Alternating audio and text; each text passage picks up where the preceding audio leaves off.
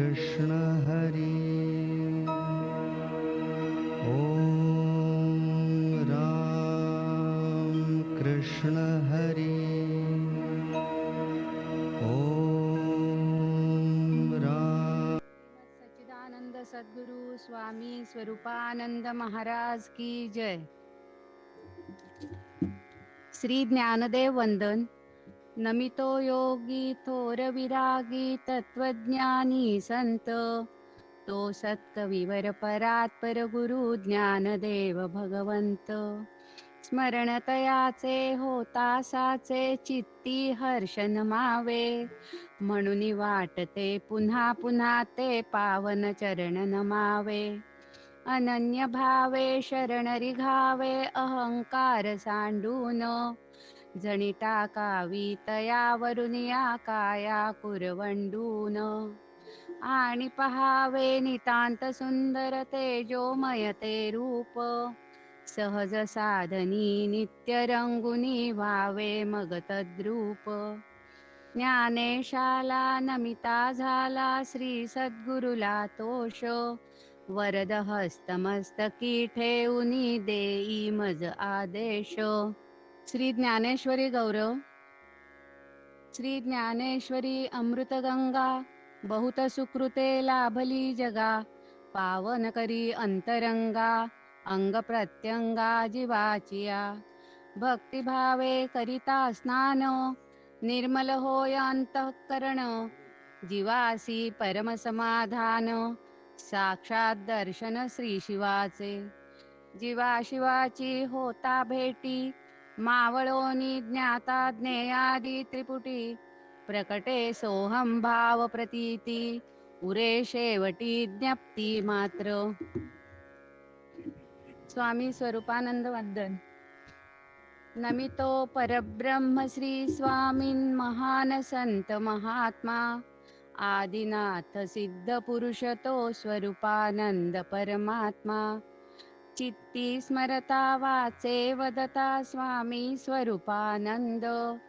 आनंदाच्या उसळती लाटा होई परमानंद। परमदयाळा परमकृपाळा परमशांत स्नेहाळा। प्रियंवद कुळी अवतरे पावसी कैवल्याचा पुतळा। अहंकार सांडुनी धरावे पावन श्री गुरुचरण। श्री गुरुवरुनी टाकावी की काया कुरवंडून। नयन मनोहर स्वरूप सुंदर वारंवार पहावे। श्री गुरुनामी नित्य अंतरी निशिदिनी रंगुनी जावे। जसे अलंकापूर तसे ते पावस भूवैकुंठ। सोहम भावनांद तो तिथे स्वरूप शांती दूत। स्वरूपानंदा नमिता झाला प्रसन्न नारायण। प्रसन्न होता प्रसन्न चित्ता प्रसन्नता संपूर्ण। नमितो परब्रह्म श्री स्वामीन महान संत महात्मा। आदिनाथ सिद्ध पुरुष तो स्वरूपानंद परमात्मा।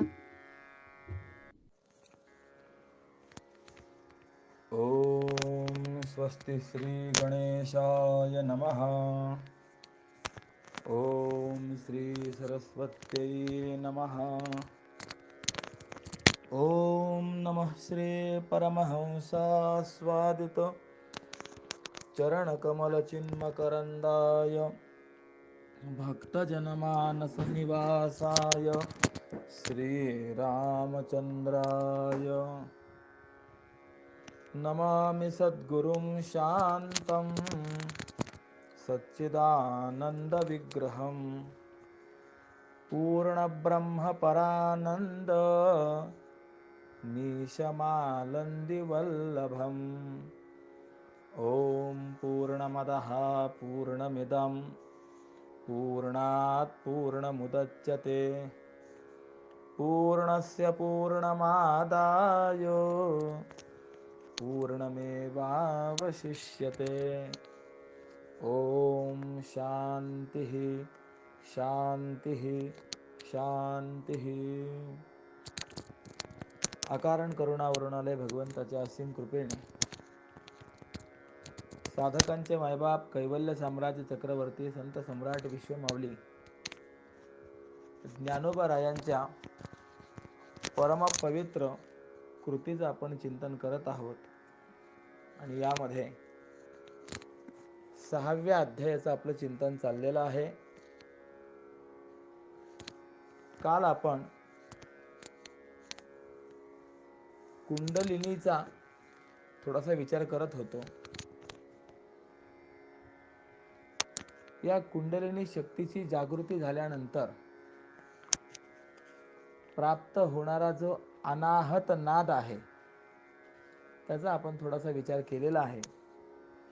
आणि त्या अनाहत नादाचा अनुभव कसा येतो किंवा त्या अनाहत नादाची अभिव्यक्ती कशी होते याची प्रक्रिया आपल्याला आता पाहायची आहे. त्या संबंधामध्ये आपण विचार करणार आहोत. घोषाची या कुंडी, नाद चित्रांची रूपडी, प्रणवाची या मोडी, रेखिली ऐसी.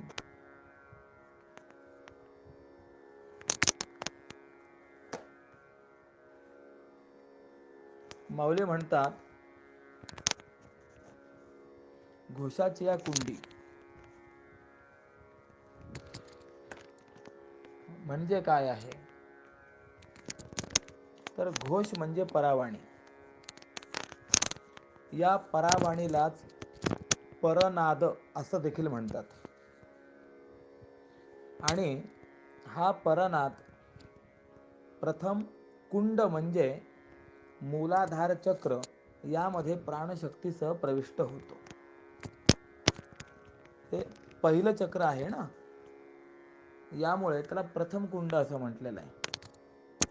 नंतर तो नाद स्वाधिष्ठान चक्रातून वर येऊन मणिपूर चक्राच्या ठिकाणी मनाशी संबद्ध होऊन सूक्ष्मरूप धारण करतो.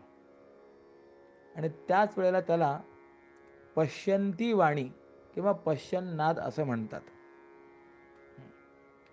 4 प्रकारच्या वाणी ज्या सांगितलेल्या आहेत, परा, पश्यंती, मध्यमा आणि वैखरी. तर त्यापैकी मूलाधार चक्राच्या ठिकाणी ज्यावेळेला प्राणशक्तीसह तो परनाद प्रविष्ट होतो त्यावेळेस ती परावाणी म्हटली जाते. मणिपूर चक्राच्या ठिकाणी मनाशी संबद्ध होऊन सूक्ष्मरूप धारण करतो त्यावेळेस त्याला पश्यंती असं म्हणतात.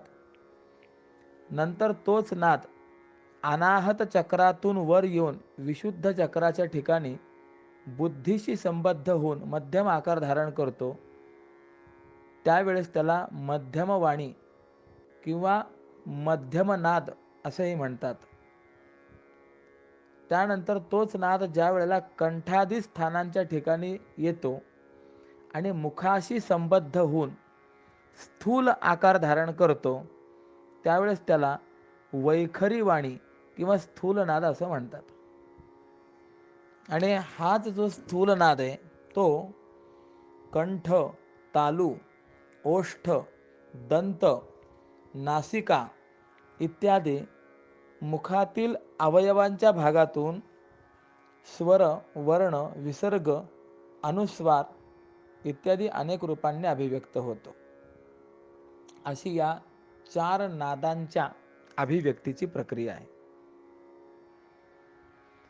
म्हणजे परा, पश्यंती, मध्यमा आणि वैखरी या 4 नादांची प्रक्रिया अशा पद्धतीची आहे. आता अनाहत नादाची प्रक्रिया जी आहे तर ती मात्र यापेक्षा थोडी वेगळी आहे. म्हणजे घोष म्हणजे परनाद, त्याचे कुंड म्हणजे मूलाधार चक्र आहे. हे मूलाधार चक्र घोषाचं अर्थात परनादाचं उगमस्थान आहे. या घोषाच्या म्हणजे परनादाच्या कुंडातून म्हणजेच मूलाधार चक्रातून तो परनाद प्राणशक्तीच्या सहाय्याने स्वाधिष्ठान चक्रापर्यंत येतो. तिथे एक परनाद, 2 जीव आणि 3 प्राण यांचं ऐक्य होतं. कशा कशाचं ऐक्य होतं? परनादाचं, जीवाचं आणि प्राणाचं. आणि मग पुढे तो परनाद स्वाधिष्ठान चक्रापासून मणिपुरापर्यंत आला म्हणजे तिथे त्याचा मनाशी संबंध घडतो आणि तेव्हा त्याच परनादाचं पश्यन या नादामध्ये रूपांतर होतं. पुढे तो परनाद तो पश्यन्नाद मणिपूर चक्रापासून निघून अनाहत चक्रापर्यंत येतो. त्यावेळेला हृदयाकाशामध्ये त्या पश्यन्नादाचं बुद्धीशी ऐक्य घडून तोच पश्यन्नाद हा अनाहत नाद स्वरूपाने प्रगट होतो आणि त्या अनाहत नाद रूपी चित्रांचे ध्वनी रूप होतात. कसे? तर समुद्र, मेघ, नगारा, झांज, घंटा, कहाळ, घुंगरू, वेणू, वीणा, भ्रमर यांच्या नादासारखी ती होतात, ध्वनिरूप होतात. याचा अर्थ अशी नाद ती मिळतात आणि ती अनाहत नादाचे जे ध्वनिरूप असतात ते ओंकाराच्या आकृतीसारखे असतात, म्हणजे 3.5 मात्रात्मक असतात. माऊलींची ओळी जरी आपण पाहिली तर ती 3.5 मात्रात्मक आहे. आता हा अनाहत नाद जो आहे हा ओंकाराच्या आकृतीसारखा असतो. असं का म्हटलं तर ककारादी वर्ण म्हणजे हलंते असल्यामुळे त्यांना व्यक्त स्वरूप अकारामुळे प्राप्त होतं. म्हणजे व्याकरणशास्त्राचा नियम असा आहे की कोणतंही अक्षर हे मुळामध्ये हलंते असतं, म्हणजे अर्ध असतं, ज्याला आपण पाय मोडलेला किंवा लंगडं अक्षर असं म्हणतो. मग या अक्षराला ज्या वेळेस पुढे अ हे जोडलं जातं त्यावेळेला तो अकारांत असा होतो. पण त्याच हलंत्या अक्षरामध्ये जर अच्या ऐवजी आ जोडल्या गेलं तर ते आकारांत होतं. ह्रस्वई जोडल्या गेलं तर ह्रस्व इकारांत, दीर्घई जोडल्या गेलं तर दीर्घ इकारांत. अशा पद्धतीने तो विषय चालतो. मग हे जे काही ककार आदी वर्ण आहेत ते हलंते असल्यामुळे त्यांना व्यक्त स्वरूप हे आकारामुळे प्राप्त होतं. म्हणजे त्याच्यात अ मिळाला की त्याला व्यक्त स्वरूप प्राप्त झालं. मग याविषयी काही प्रमाण आहे काय? तर ऐतरेय ब्राह्मण ही श्रुती प्रमाणे आकारो वै सर्वा वाक् सैषा स्पर्शांतस्थोष्मभिर व्यज्यमाना बव्ही नाना रूपा भवती असं म्हटलेलं आहे. म्हणजे स्वर, वर्ण, अनुस्वार, विसर्ग हे सर्व आकाराने व्याप्त असल्यामुळे त्यांना व्यक्त स्वरूपता प्राप्त होते. जर त्यांच्यामध्ये आकार नसता तर त्यांचा उच्चार करणं देखील अवघड झालं असतं किंवा शक्य झालं नसतं. आपण बघा ना, आपण ल, त, प, ह, ब, भ, म असं अक्षराचा उच्चार करतो. पण हा कसा करतो? अर्धा म आणि त्याच्यामध्ये असलेला पुढचा अ. त्यावेळेला कुठे आपल्याला त्या अक्षराचं उच्चारण करता येतं. एक करून बघा की त्या गकारातला ग मधला अ काढून टाका, अर्धा जो ग आहे तोच फक्त उच्चारता येतो काय? मागे ज्या वेळेला आपण एखाद्या अक्षरावरती जोर देतो त्यावेळेला पुढचं हलंत्य आपल्याला उच्चारता येतं, परंतु पूर्ण अक्षरा वाचून पुढचं हलंत्य उच्चारता येत नाही. जसं आपण तत् असं म्हणतो, तत्. तर तत् म्हणत असताना पहिले त म्हणतो मग पुढे ते अर्ध त म्हणतो. आता पहिले त न म्हणता थेट ते अर्धच त म्हणून दाखवा बरं, जमतंय का बघा बरं. होत नाही. जसं तत्त्वम असे, तत्त्वम. आता हे जे म आहे ते पण अर्ध आहे, तर त्व काढून टाका ते अर्धच म म्हणा. बोलता येतं काय? बोलता येत नाही. म्हणजे आकार जर नसता तर त्या शब्दांचं, वर्णांचं उच्चारण करणं देखील शक्य झालं नसतं. परंतु अनाहत नादामध्ये केवळ आकाराचीच व्याप्ती नाही तर आकार प्रधान ओंकाराची व्याप्ती आहे. आणि म्हणून प्रणवाची मोडी रेखली जैसी असं वर्णन केलेलं आहे. म्हणजे तो अनाहत नाद प्रणवाच्या आकृतीसारखा असतो. आता जे आपण ऐकून आलेलो आहोत त्याचा सारांश बघा कसा आहे.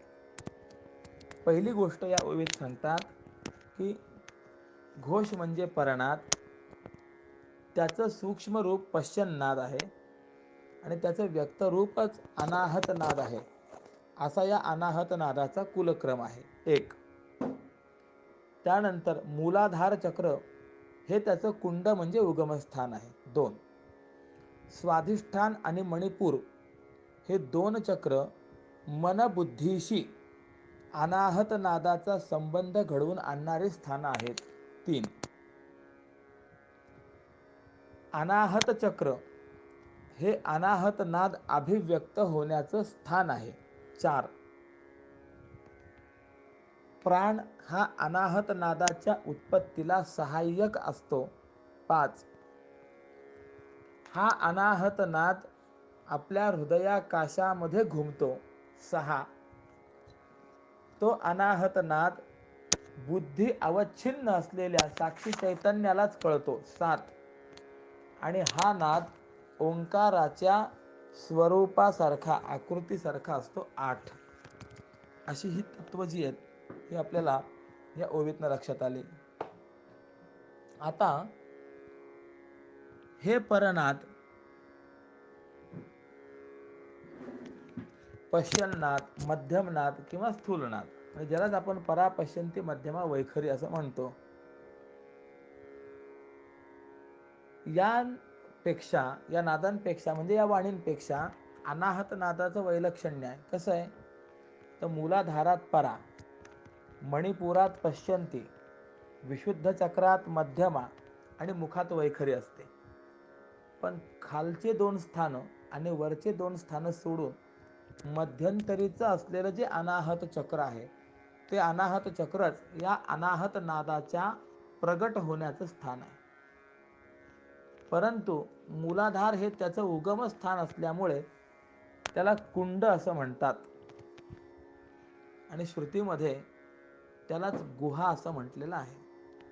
चत्वारि वाक् परिमिता पदानि तानि विदुर ब्राह्मणाये मनीषिणः गुहा त्रीणि निहता नैगयन्ति तुरीयं वाचो मनुष्या वदन्ति. असं शास्त्रामध्ये सांगितलेलं आहे. याचा अर्थ असा आहे की शास्त्राने निर्णित केलेली वाणी ही परा, पश्यंती, मध्यमा, वैखरी अशा 4 स्वरूपाची आहे. त्यापैकी पहिल्या 3 वाणी गुहेमध्ये म्हणजे लिंगमूल असलेल्या मूलाधार, नाभिस्थान, स्वाधिष्ठान, हृदयस्थान, मणिपूर या स्थानांच्या ठिकाणी ठेवलेल्या आहेत. गुहेत असणाऱ्या या वाणी केवळ स्फुरण रूप आहेत. यांचं स्पष्ट प्रकाशन होत नाही. पण अनाहत नादाचं मात्र आतल्या आत साक्षी गम्य प्रकाशन होतं. आणि चौथी जी वैखरी वाणी आहे ती मात्र माणसं मुखाने बोलतात आणि ती वैखरी ही श्रोत्रगम्य असते, म्हणजे कानाला ऐकायला येते, असा या श्रुतीचा आशय आहे. मग या श्रुतीमध्ये जो गुहा शब्द वापरलेला आहे त्या गुहा शब्दाने देहातलं जे लिंगमूल म्हणजे नाभी, हृदय हे जे देश सांगितलेले आहेत त्यालाच माऊलींनी कुंड असं म्हटलेलं आहे. लिंगमूलाशी स्वाधिष्ठान चक्र आहे, मूलाधार चक्र आहे. आता या ओवीमध्ये एक रूपकही आहे. एखाद्या गुहेत अनेक प्रकारचे चित्रे रेखाटावीत तशी परावाणीच्या कुंडात, गुहेत म्हणजे या मूलाधार चक्रात प्राणशक्तीने जे काल आपण 10 प्रकारचे नाद पाहून आलो ना, चिणी, चिणी चिणी, घंटानाद, शंखनाद, वीणानाद, तालनाद, वेणुनाद, भेरीनाद, मृदंगनाद आणि मेघनाद असे 10 प्रकारचे नादचित्राची रूप उच्च स्वराने उच्चारलेल्या ओंकाराच्या आकृतीसारखी रेखाटलेली आहेत. हेच कल्पावे तरी जाणीजे, परिकल्पिते कैचे आणीजे, तरी नेणो काय गाजे तिये ठाई. आता माऊली म्हणतात की अशी रूपकाची जर कल्पना केली तरच अनाहतच नादाचं स्वरूप जाणलं जातं. परंतु त्या अवस्थेत कल्पना करणारा तरी कोण असावा? कारण त्या अनाहत चक्राच्या ठिकाणी कशाची गर्जना होते हे योग्या वाचून इतरांना कळत नाही. स्वामीजी म्हणतात, कल्पनेच्या योगे जाणावे हे साच, तरी कल्पितेच नाही येथे. कल्पिते ते मन आणावे कोठून, जे का शून्य लीन झाले. आता कल्पनेच्या योगाने हे जाणावं, हे आपल्याला खरं काय आहे ते कळतं. परंतु कल्पना करणारच त्या ठिकाणी शिल्लक राहत नाही. कारण की कल्पना करणं हा धर्म ज्या मनाचा आहे, ते मन आता कुठून आणायचं? कारण की ते शून्य म्हणजे आकाश तत्वामध्ये आता लीन झालेलं आहे. म्हणून या काय गाजे ते ठाई, तेची नेनो काही धनंजया. म्हणून भगवान सांगतात की अर्जुना, एक गोष्ट सांगायची विसरून गेलो. अभंग क्रमांक 533 बघा. काय विसरलात देवा? तर असं विसरलो की हा अनाहत नाद तिथे गर्जना करतो असं तर आपण सांगितलं, पण किती वेळ गर्जना करतो असं जर म्हणालात तर जोपर्यंत हृदयावकाशातील प्राणाचा नाश होत नाही तोपर्यंत तो नाद हृदयाकाशात घुमत राहतो. याचा स्पष्ट अर्थ काय? तर भाव असा की स्वर किंवा वर्ण यांच्या उच्चाराचा प्रयत्न हा दोन प्रकारांचा आहे. एक आभ्यंतर प्रयत्न आणि दुसरा बाह्य प्रयत्न. त्यापैकी स्पृष्ट, ईषत स्पृष्ट, विवृत आणि संवृत या चारांना आभ्यंतर प्रयत्न म्हणतात. क पासून म पर्यंत वर्णांच्या उच्चाराकरता स्पृष्ट हा प्रयत्न कारण आहे. त्यामुळे म्हणजे बघा, क, ख, ग, घ किंवा प, फ, ब, भ, म ही जर आपण अक्षरं पाहिली क पासून म पर्यंत, तर ही अक्षरं कशी आहेत? जोपर्यंत जिभेचा टाळूला किंवा ओठांचा ओठांना स्पर्श होत नाही तोपर्यंत त्याचं उच्चारण आपल्याला करता येत नाही. म्हणून यांना स्पृष्ट असं म्हटलं गेलेलं आहे. यांच्या उच्चारणाकरता स्पृष्ट हा प्रयत्न कारण आहे. य, र, ल, व या वर्णांच्या उच्चाराकरता विवृत प्रयत्न कारण आहे आणि ह्रस्व अच्या उच्चाराकरता संवृत प्रयत्न कारण आहे. याशिवाय विवार, संवार, श्वास, नाद, घोष, आघोष, अल्पप्राण, महाप्राण, उदात्त, अनुदात्त, स्वरित असे 11 प्रकारचे बाह्य प्रयत्न सांगितलेले आहेत.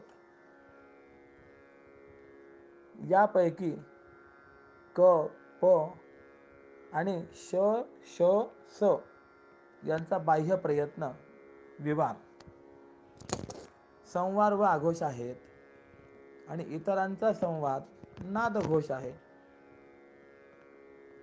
तसंच यरलव यांचा अल्पप्राण प्रयत्न आहे आणि इतरांचा महाप्राण प्रयत्न आहे. अल्पप्राण प्रयत्न आणि महाप्राण प्रयत्न सोपी व्याख्या, ज्याच्यामध्ये श्वास किंवा जोर हा अधिक लागतो तो महाप्राण प्रयत्न, ज्याच्यामध्ये जोर श्वास कमी लागतो त्याला अल्पप्राण प्रयत्न म्हणा. उदात्त, अनुदात्त, स्वरित हा प्रयत्न वेदाच्या उच्चारणामध्ये विशेष असतो. परंतु अनाहत नादाचा जो उगम आहे त्याच्या उत्पत्ती करता या वरीलपैकी कोणत्याही प्रयत्नाची गरज नाही. तर देहातल्या प्राणशक्तीने तो अनाहत नाद उत्पन्न होत असतो. या संबंधामध्ये वेद सांगतात, सर्वे वेदा सर्वे घोषा एकैव व्याहृती प्राण एव रुच इत्येवं विद्यात. म्हणजे सर्व वेद आणि सर्व घोष एक व्याहृती स्वरूपच आहेत आणि ती व्याहृती म्हणजे प्राण आहे. प्राणशक्तीने सर्व वेदांचा आणि घोषयुक्त वर्णांचा उच्चार होतो असा आशय आहे. म्हणजे अनाहत नादाचा घोष प्राणशक्तीने होतो आणि हृदयाकाशात जोपर्यंत प्राणवायू आहे तोपर्यंतच अनाहत नाद असतो. प्राणाच्या नाशानंतर त्या नादाचाही लय होतो असा याचा अर्थ आहे. म्हणून स्वामीजींनी सोपं करून सांगितलं, जोवरी पवन गगनी तो जाण नाही झाला लीन संपूर्णत्वे, तोवरी पार्था ध्वनी अनाहत अखंड घुमत राहे तेथे. जोपर्यंत प्राणवायू हा पंचमहाभूतातील वायूमध्ये लीन होत नाही, गगनामध्ये पूर्णपणे तो लीन होत नाही, तोपर्यंत हा अनाहत ध्वनी त्याच्या हृदयामध्ये अखंड घुमत राहतो. काय आहे ओवीचा अर्थ? शब्दशः जर पाहिलं तर फार सोपा आहे, परंतु त्याची प्रक्रिया जर आपण पाहायला गेलो तर ती अवघड आहे. म्हणून ती थोडीशी प्रक्रिया मी आपणासमोर मांडण्याचा प्रयत्न केला आहे. अखंड ओंकार ध्वनीची या मेघे दुमदुमू लागे हृदयाकाश, मग तेने घोषे ब्रह्मरंध्रद्वार उघडे सत्वर आपोआप. आता पुढे सांगतात की त्या अनाहत नादाच्या 10व्या म्हणजे मेघ गर्जनेने ते हृदयाकाश दुमदुमू लागतं आणि तेव्हा ललाट स्थानामध्ये असलेलं जे ब्रह्मरंध्रद्वार आहे ते सहजच उघडलं जातं. अर्जुना ऐक, त्या ठिकाणी कमळ गर्भाच्या आकाराचं जे दुसरं महदाकाशच आहे की ज्या ठिकाणी जीवचैतन्य सुखाकरता आधाशी होऊन राहिलेलं असतं, त्या हृदयाच्या माझघरात म्हणजे ब्रह्मरंध्रात परमेश्वरी कुंडलिनीने जीवचैतन्याला तेजाची शिदोरी अर्पण केलेली असते. बुद्धीचे शाखे किंवा बुद्धिरूप शाख घेऊन या हाती अर्पित या प्रति नैवेद्य तो. मग ज्यामध्ये बुद्धीचीच भाजी आहे, भाजी कशाची आहे? बुद्धिरूपी भाजी आहे. असं ते हातावर घेतलेलं चांगल्या अन्नाचं वाढण म्हणजे नैवेद्य, जिथे द्वैताची चव लागणार नाही अशा प्रकाराने ते अर्पण केलेलं असतं. आणि अशा प्रकाराने स्वतःचं तेज जीव चैतन्यात जिने हरवलेलं आहे म्हणजे एकरूप केलं आहे, म्हणजे ती मग केवळ प्राणरूपच झालेली असते. त्यावेळेस ती कुंडलिनी कशी भासते तर सांगतात की ती जणू काही वाऱ्याची पुतळी असावी आणि तिने पूर्वी जरी जरतारी वस्त्र पांघरलेलं असावं आणि नंतर तिनेच ते वस्त्र फेडून दूर ठेवलेलं असावं, त्यावेळी ती जशी दिसणे शक्य असेल तशी ती दिसते. किंवा वाऱ्याची झुळूक लागून दिव्याचा प्रकाश एकदम जसा नाहीसा व्हावा किंवा आकाशात वीज चमकून ती जशी अदृश्य व्हावी, त्याप्रमाणे ती कुंडलिनी स्वाधिष्ठान चक्रापासून हृदय कमळापर्यंत सोन्याची सरी किंवा प्रकाशरूपी पाण्याचा झरा जसा वाहत आलेला असावा त्याप्रमाणे ती दिसते. यात कुंडलिनी कशी दिसते त्याचा विचार सांगितलेला आहे. मग ते हृदय भूमी पोकळे जिराली का एके वेळे, तैसे शक्तीचे रूप मावळे शक्तीची माझी. मग त्या कुंडलिनीचा प्रकाशरूपी झरा त्या पोकळ हृदयरूपी जमिनीमध्ये एकदम जिरून जातो. याप्रमाणे शक्तीचे रूप हे शक्तीमध्येच मावळून जातं. तेव्हा तरी शक्तीची म्हणजे एरवी तो प्राण केवळ जाणीजे, आता नाद बिंदू नेणीजे कळा ज्योती.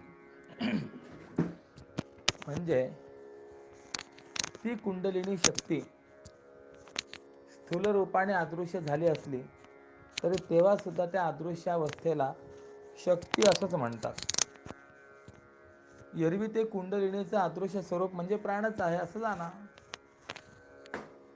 आता असंप्रज्ञात समाधी जेव्हा प्राप्त होते तेव्हा हृदयातील अनाहत नाद, बिंदू स्वरूप ओंकार, प्राणादी कला आणि ज्योतिस्वरूप कुंडलिनी यापैकी कोणतेच प्रकार योगाकडनं जाणले जात नाहीत. यामध्ये आपण जो काही नाद म्हटलंय ना, नादबिंदू नेणीजे, तर त्या ठिकाणी तो अनाहत नाद असं त्याचा अर्थ आहे. म्हणजे तो अनाहत नाद जो आहे तो हृदयाकाशात जिरून जातो.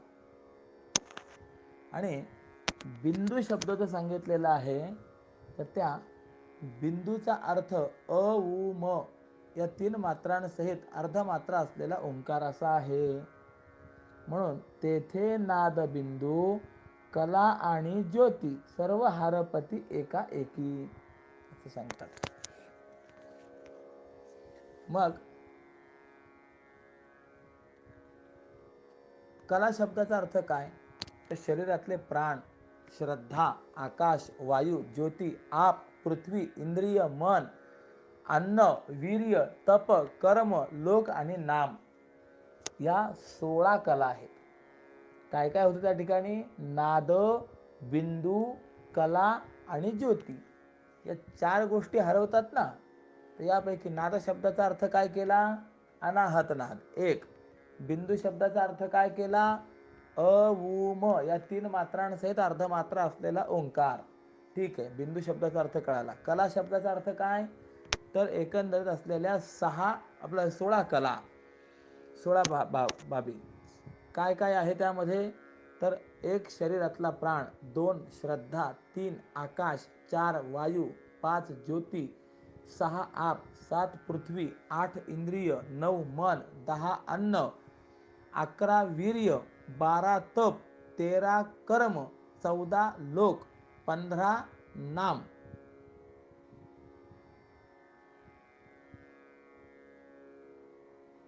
एक कोणती तरी राहिली, लोक राहिली बहुतेक. तर या 16 कला त्या जीवात्म्यामध्ये लीन होतात. आणि चौथी गोष्ट सांगितली ज्योती. तर ज्योती म्हणजे कुंडलिनीचं तेज, तेही लीन होतं. बघा, आपल्याला सोप्या सोप्या शब्दांमध्ये किती विस्तार सांगितलेला आहे.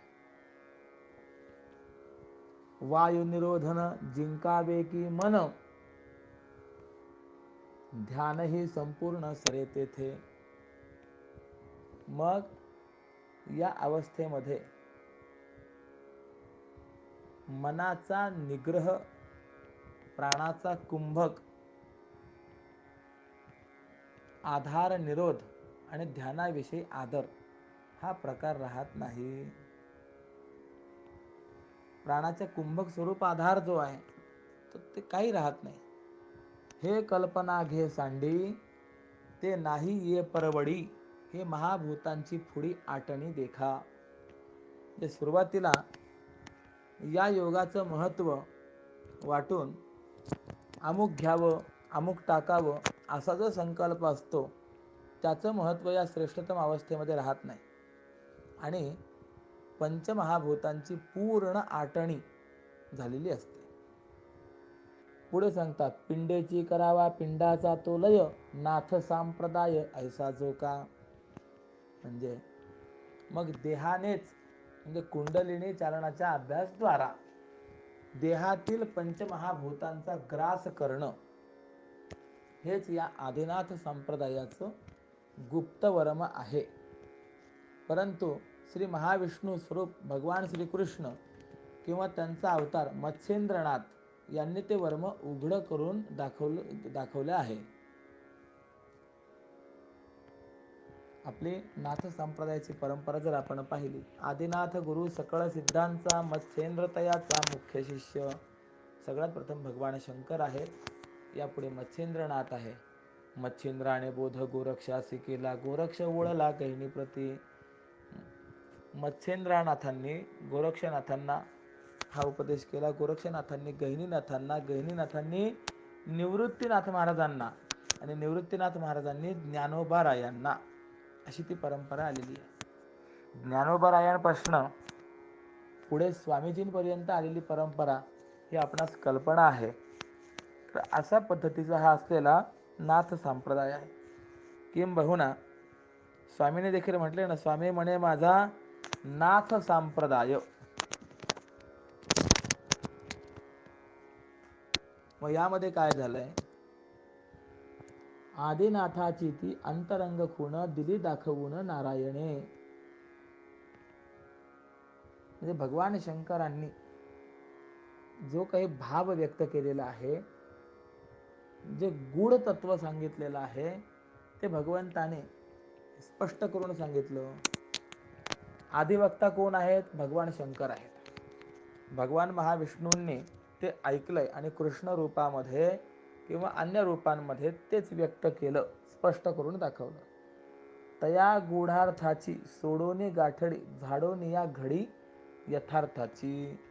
म्हणजे माऊली म्हणतात, भगवंतांनी गीतेमध्ये जी योग साधना सांगितली किंवा संक्षेपाने ध्वनित केली, त्या संक्षेपरूपी कापडाच्या गठ्ठ्यावरचा दोर सोडून त्यातली यथार्थ रूपी कापडाच्या घड्या झाडून म्हणजे साफसूफ करून, हे श्रोते याचे गिराईक आहेत असं जाणून मी त्या घड्या उकलून दाखवल्या आहेत.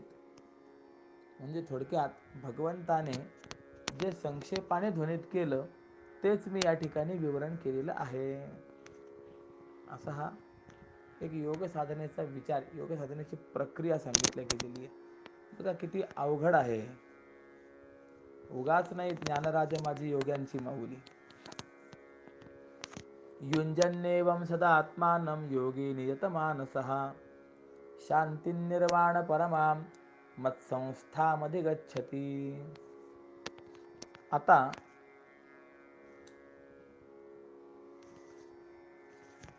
योग म्हणजे काय, तर योगशास्त्राने असं चिंतन केलेलं आहे, योगश्चित्तवृत्ती निरोधः. चित्ताची वृत्ती निरुद्ध करणे यालाच खरं योग असं म्हणतात. वृत्तीमध्ये 5 प्रकार आहे. चित्तवृत्तीमध्ये मूढ, क्षिप्त, विक्षिप्त, एकाग्र आणि निरुद्ध. मग आता हा खरा योगशास्त्राचा विचार आहे. मूढ क्षिप्त म्हणजे काय, क्षिप्त चित्त म्हणजे काय, विक्षिप्त चित्त म्हणजे काय, एकाग्र चित्त म्हणजे काय आणि निरुद्ध चित्त म्हणजे काय. तर चित्ताचा केलेला निरोध हा सर्व काळ मनाला योगयुक्त केलेला योगी माझ्या स्वरूपामध्ये स्थिर होतो.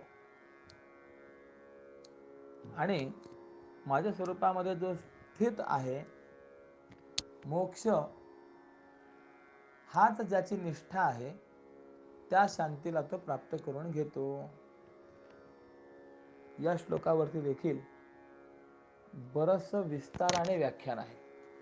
म्हणजे मागचा श्लोक आपण पाहिला त्यावरती सुद्धा अभंग भरपूर आहेत, या श्लोकावरती सुद्धा अभंग भरपूर आहेत. ऐके शक्तीचे तेज जेव्हा लोपे, तेथ देहाचे रूप हारते, मग तो डोळ्या माझी लपे जगाची या.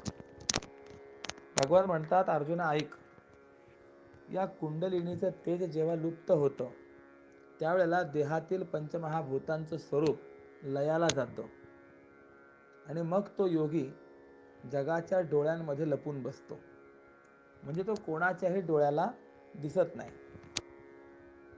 एरवी तो पूर्वीसारखाच सावयव तर दिसतो, पण जणू काही वाऱ्याचा दोर वळल्याप्रमाणे तो सूक्ष्म होत असतो. ना तरी कर्दळीचा गाभा बुंथी सांडोनी उभा, का अवयवची नभा उदयाला जो, किंवा केळीचा गाभा अंगावरती संपूर्ण रोपटी टाकून जसा उभा असावा, किंवा तो आकाशाला एक प्रकारचा अवयवच फुटला आहे अशा पद्धतीने तो दिसतो. तैसे होय शरीर तैते म्हणे जे खेचर, हे पद होता चमत्कार पिंडजनी. तसं त्याचं शरीर होतं आणि तेव्हा ते शरीर आकाश मार्गाने जाऊ शकतं, म्हणून त्याला खेचर असं म्हणतात. एकाक्षरी कोशामध्ये ख या अक्षराचा अर्थ आकाश असा आहे. त्याची सप्तमी विभक्ती खे अशी होते. खे नाम आकाशे चरती विचरती इति खेचरहा. जो आकाशामध्ये विचरण करतो, फिरतो, त्याला खेचर असं म्हणतात. आणि असं खेचर स्वरूप प्राप्त झालं म्हणजे आकाश मार्गाने त्याला जाता येऊ लागलं की मग पिंडात म्हणजे शरीरात आणि जनात म्हणजे लोकामध्ये फार मोठं आश्चर्य घडतं. देखे साधक निघोनी जाये, मागा पाऊलाची ओळ राहे, तेथ ठाई ठाई होये आणि मादिक. म्हणजे साधक तो जाता निघोनी या वेगे, पाऊले जी मागे उमटती, सेवेसी सादर पाऊला गणिक सिद्धी आणि मादिक उभ्या तेथे. की साधक ज्या मार्गाने साधनांचा अभ्यास करून पुढे निघून गेलेला असतो त्या मार्गावरती यमनियमांपासून समाधीपर्यंत असलेल्या साधनरूपी पाऊलांची जी ओळ मागे राहते त्या ठिकाणी ठिकठिकाणी अणिमा महिमा लघिमा गरिमा प्राप्ती प्राकाम्य ईशित्व आणि वशित्व या अष्टमहासिद्धी प्राप्त होतात. म्हणजे या सिद्धी प्रत्येक योग साधनाने प्राप्त झालेल्या असतात. आता या अणिमा महिमा वगैरे काय आहेत हे सुद्धा जाणून घेण्यासारखं आहे. तर अणिमा शब्दाचा अर्थ असा आहे लहान होणे, महिमा शब्दाचा अर्थ आहे मोठं होणे, गरिमा शब्दाचा अर्थ आहे जड होणे, लघिमा शब्दाचा अर्थ होतो हलकं होणे, प्राप्ती, सर्व मिळालेलं असणे, प्राकाम्य, कोणत्याही कामनेचा प्रतिरोध न होणे, ईशित्व, सर्वांवरती नियमन करणे, आणि वशित्व म्हणजे सर्व जग वश करून घेणे. अशा या अष्टमहासिद्धी सांगितलेल्या आहेत. या एक एक महासिद्धींच्या उदाहरणाकरता अनेक चरित्र आलेले आहेत. मी आता तिकडे वळत नाही, फक्त आपल्याला एक एक शब्दामध्ये त्याचा अर्थ सांगितला आहे. तरी तेणे कायकाचं आपण पया, अवधारी ऐसा धनंजया. परंतु आपल्याला या सिद्धींशी काय कर्तव्य आहे? अर्जुना, असं लक्षात ठेव की देहातल्या देहातच पृथ्वी आप तेज या तीन भूतांचा त्या ठिकाणी लोप होतो. या सिद्धी ज्या आहेत या अडवणाऱ्या आहेत. म्हणून निळोबरायांनी एका अभंगामध्ये असं म्हटलेलं आहे, नाना साधनांच्या केल्या खटपटा, परित्यान पवती वो याच्या दारवंठा. आम्ही आजपर्यंत अनेक साधनांच्या खटपट्या करून पाहिल्या, परंतु त्या साधनांच्या माध्यमातून आम्ही निश्चित स्वरूपाने भगवत स्वरूपापर्यंत प्राप्त झालोय असा अनुभव मात्र आम्हाला आलेला नाहीये. काय काय साधना केली आहेत, फार मोठी यादी दिलेली आहे. त्यात त्यांनी असं म्हटलेलं आहे, करिता तपे काम क्रोध खवळती. म्हणजे तपश्चर्या वगैरे करत असताना अंतःकरणामध्ये काम क्रोध इत्यादी खवळतात, त्यांची प्राप्ती होते. जाणो जाता जाणीव घाली आड फाटा. म्हणजे जर आपण जाणायला गेलो तर ते जे ज्ञान आहे ते एकटं येतच नाही, ते येताना अभिमानाला घेऊनच येतं. आणि म्हणून माऊलीने पुढे असं म्हटलेलं आहे, नवल अहंकाराचे गोठी विशेषेन लगे अज्ञानाचे पाठी. सज्ञानाचे झोंबे कंठी नाना संकटे नाचवी. की ते ज्ञान, जो ज्ञानी आहे, सज्ञान जो आहे त्याला अधिक त्रास देतं, अज्ञानाला विशेष त्रास देत नाही. बर, अजून पुढे सांगतात, करिता तीर्थाटने अहंकाराची प्राप्ती वो. तीर्थयात्रा वगैरे जर केल्या तर त्या ठिकाणी अहंकाराची प्राप्ती होते. माणसं अभिमानाने सांगतात आम्ही 4 धाम 4 वेळेला केलेत. अहंकार आहे की नाही? त्या यादीमध्ये एक चरण असा आहे, योगाभ्यासे सिद्धी रोधी ताती वाटावो. म्हणजे योगाभ्यास जर केला तर या अष्टमहासिद्धी त्या साधकाची वाट रोखतात, मार्ग अडवतात. किंबहुना याकरता म्हणूनच चिंतन असं दिलेलं आहे. शांती ब्रह्मश्री एकनाथ महाराज म्हणतात, सिद्धी लावी पिसे कोण तया पुसे. ह्या ज्या सिद्धी आहेत या माणसाला तुम्ही काही वेड लावणारे आहेत, कोण विचारतंय त्यांना, असा प्रश्न आहे. या भगवान म्हणतात या सिद्धींशी आपल्याला काय कर्तव्य. असं लक्षात ठेव की त्या योग्याची स्थिती कशी असते, तर त्याच्या देहातल्या देहातच पृथ्वी आप तेज या 3 भूतांचा लोप होतो. पृथ्वीला पाणी विरघळून टाकतं, पाण्याला अग्नी आटवून टाकतो,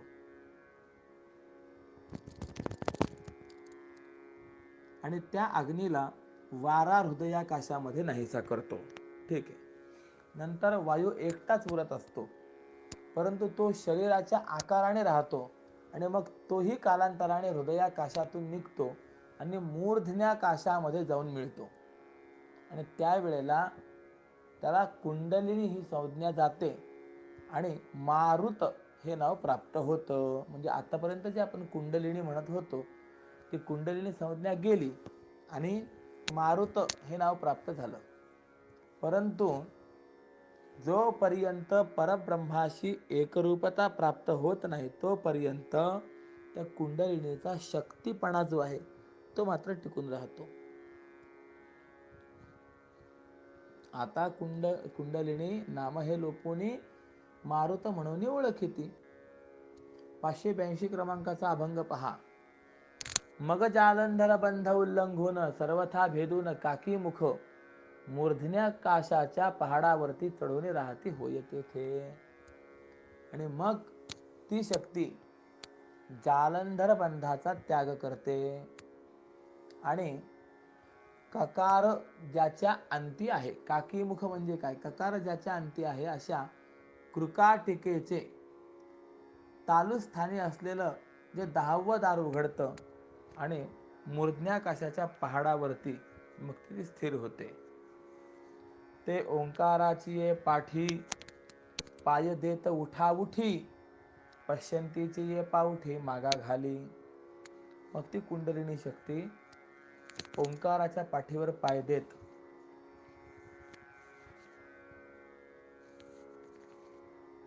पश्यंतीच्या पायरीला तत्काळ मागे टाकते आणि ती शक्ती ओंकारात्मक वैखरी वाणीला पण बाजूला सारते, पश्यंती वाणीला मागे हटवते. म्हणजे याचाच अर्थ काय आहे की प्राणाचा रंध्राकाशात लय होतो तेव्हा प्राणाश्रित असलेल्या परा पश्यंती मध्यमा वैखरी या 4ही वाणींचं उल्लंघन होतं किंवा ती शक्ती करत असते. इथे ओंकार आणि पश्यंती हे दोन पद जे काही अनुक्रमाने आलेले आहेत ना, तर ते पद मध्यमा आणि परा या दोन वाणी सांगणारे असे आहेत. पुढे तन्मात्रा अर्धविरी आकाशाच्या अंतरी भरती गमे सागरी सरिता जीवी. म्हणजे समुद्रात जशी सर्व नद्यांची भरती दिसते, त्याप्रमाणे ओंकाराच्या अर्धमात्रेसह या तीन मात्रा मूर्धन्यवकाशामध्ये प्रविष्ट होतात. मग सर्व भावे नद्या जैशा रीती मिळवून नियाजिती जाती सागराती. मग पुढे सांगतात, पार्था ब्रह्मरंध्री मग स्थिरावोनी बाहू पसरोनी सोहम भाव. की मग ती शक्ती त्या ब्रह्मरंध्राच्या ठिकाणी स्थिर होऊन तो परमात्मा मी आहे, सहा अहम, यालाच काय म्हणायचंय, सोहम भाव. तर या सोहम भाव रूपी ज्ञानाच्या जणू बाह्या पसरून परमात्मा रूपी लिंगाला धावत जाऊन ती मिठी मारते, म्हणजे परमात्म्याशी एकरूप होते. तो परमात्मा मी आहे अशी जी भावना आहे त्याला सोहम भाव असं म्हटलं गेलेलं आहे. आणि ज्या वेळेला ही एकरूप होते त्यावेळेला पंचमहाभूतांचा पडदा दूर सारला जातो. मग शक्ती आणि परमात्मा या दोघांचं पूर्ण ऐक्य होतं आणि त्या ऐक्यामध्ये मूर्धन्याकाशासह ते शक्तीचं रूपही नाहीसं होतं.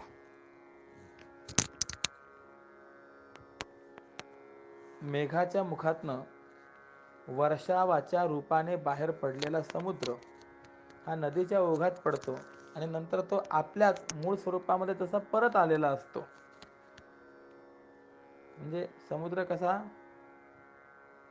मेघाच्या मुखातनं वर्षा करतो आणि पुन्हा नदीच्या रूपातनं समुद्रामध्ये येतो, म्हणजे आपल्या मूळ स्वरूपात येतो. त्याप्रमाणे त्या योग्याच्या शरीराच्या निमित्ताने सुद्धा जीवस्वरूपच परमात्मा स्वरूपामध्ये प्रवेश करतो आणि असं ते एकत्व होतं. मग आता दुजे हन होते की एकची हे आई ते. माझा या अवस्थेमध्ये पूर्वी द्वैत होतं का, मुळातच पूर्वसिद्ध अद्वैत होतं, असा विचार करण्यापुरतंही काही राहत नाही. म्हणजे जर हे आता एकरूप होत असतील तर पूर्वी वेगळे होते का एकच होते, हा विचारही देखील त्या ठिकाणी संपतो. आकाश देखील ज्या महाशून्यात लीन होतं, असं जे काही परमात्मा तत्व आहे तेच अनुभवाने जो होतो, म्हणजे त्या तत्वाशी जो अभिन्न होतो, तो योगी सर्व प्रत्यय शून्य होतो. म्हणून ज्या शब्दाने संवादाच्या गावात मुक्काम करता येतो, त्या शब्दाचे हात तिथल्या समाधी विषयीची गोष्ट सांगण्याकरता उंचावत नाहीत. कोण उंचावत नाही? त्या शक्ती उंचावत नाहीत किंवा सिद्धी उंचावत नाहीत. अर्जुना, एरवी असं पहा की या समाधी अवस्थेचं मर्म मी सांगू शकेन असा अभिमान बाळगणारी वैखरी वाणी त्या अवस्थेपासून दूरच राहते, ती येतच नाही. भुवईच्या मागच्या बाजूला जे आज्ञाचक्र आहे त्या ठिकाणी मकार या मात्रेचा वाच्य असलेला सुषुप्तीचा द्रष्टा प्राज्ञ चैतन्य, त्याचंही स्वरूप व्यवस्थित राहत नाही. त्या एकट्या प्राणाला देखील मूर्धन्याकाशामध्ये येण्याकरता अडचण निर्माण होते. मग नंतर तो प्राण होता तिथेच विरून जातो, तेव्हा शब्दाचा दिवस मावळतो आणि त्यानंतरही मग आकाशाची आटणी झालेली असते. आणि आता त्या सर्व लयरूप महाशून्याच्या म्हणजे त्या परमात्म्याच्या डोहात आकाशाचाच जिथे पत्ता लागत नाही, तिथे वर्णन करण्याची नाव पलीकडे नेण्याकरता या वैखरी वाणीचा विळू जमिनीला कसा लागेल?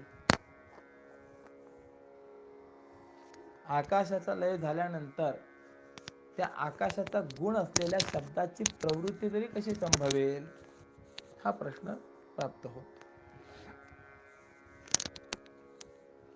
म्हणून ती जी योगाची अवस्था आहे ती शब्दात सापडेल किंवा शब्दात वर्णन करता येईल किंवा कानापर्यंत येईल, म्हणजे कानाने ऐकता येईल असं ते योग तत्व उघडं नाही, हे मात्र त्रिवार सत्य आहे.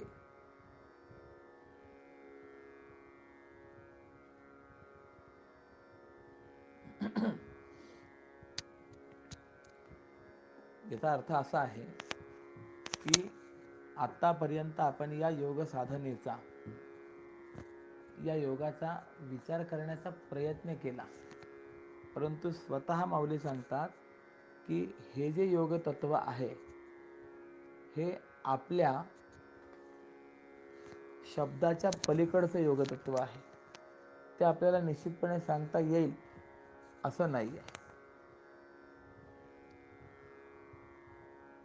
म्हणून या कानी ऐकता येईल किंवा सापडेल बोला माझी, ब्रह्मस्थिती तैसी नव्हे ती साचार. हे जाणं हे त्रिवार सत्य बापा, की ही ब्रह्मस्थिती तशा पद्धतीची नाही आहे, हे निश्चितपणे जाणून घे. बोलताही येत नाही आणि बोलता येत नाही त्यामुळे कानाने ऐकताही येत नाही. जे काही दैवे अनुभवले फावे, ते आपणची हे ठाकावे होऊन. जेव्हा काही भाग्यवशात सहज अनुभवलेलं असेल तेव्हा आपण होऊन हे प्राप्त करून घ्यावं, तेथे स्थिर होऊन राहावं. जे भाग्यवशामध्ये फार मोठ्या पुण्याईने जो अनुभव येतो तो अनुभव प्राप्त करून घ्यावा आणि आपणच तत्स्वरूप होऊन त्या ठिकाणी स्थिर होऊन राहावं. अनुभव चित्ता चित्त जाणे. किंबहुना ब्रह्मसूत्रामध्ये जगद्गुरु आचार्यांनी, शंकराचार्यांनी देखील असं म्हटलेलं आहे, धर्म जिज्ञासा जर करायची असेल तर त्यावेळेला श्रुती स्मृती इत्यादी हे यथासंभव प्रमाण त्या ठिकाणी आपल्याला असतात. परंतु ब्रह्मजिज्ञासा ज्या वेळेला करायची आहे त्यावेळेला ही श्रुती स्मृती वगैरे काही प्रमाण नाही, तर ब्रह्मानुभव एव बलवत्तरम प्रमाणम. त्या परमात्म्याचा अनुभव, आत्मसाक्षात्कार हेच त्या ठिकाणी बलवत्तर प्रमाण आहे.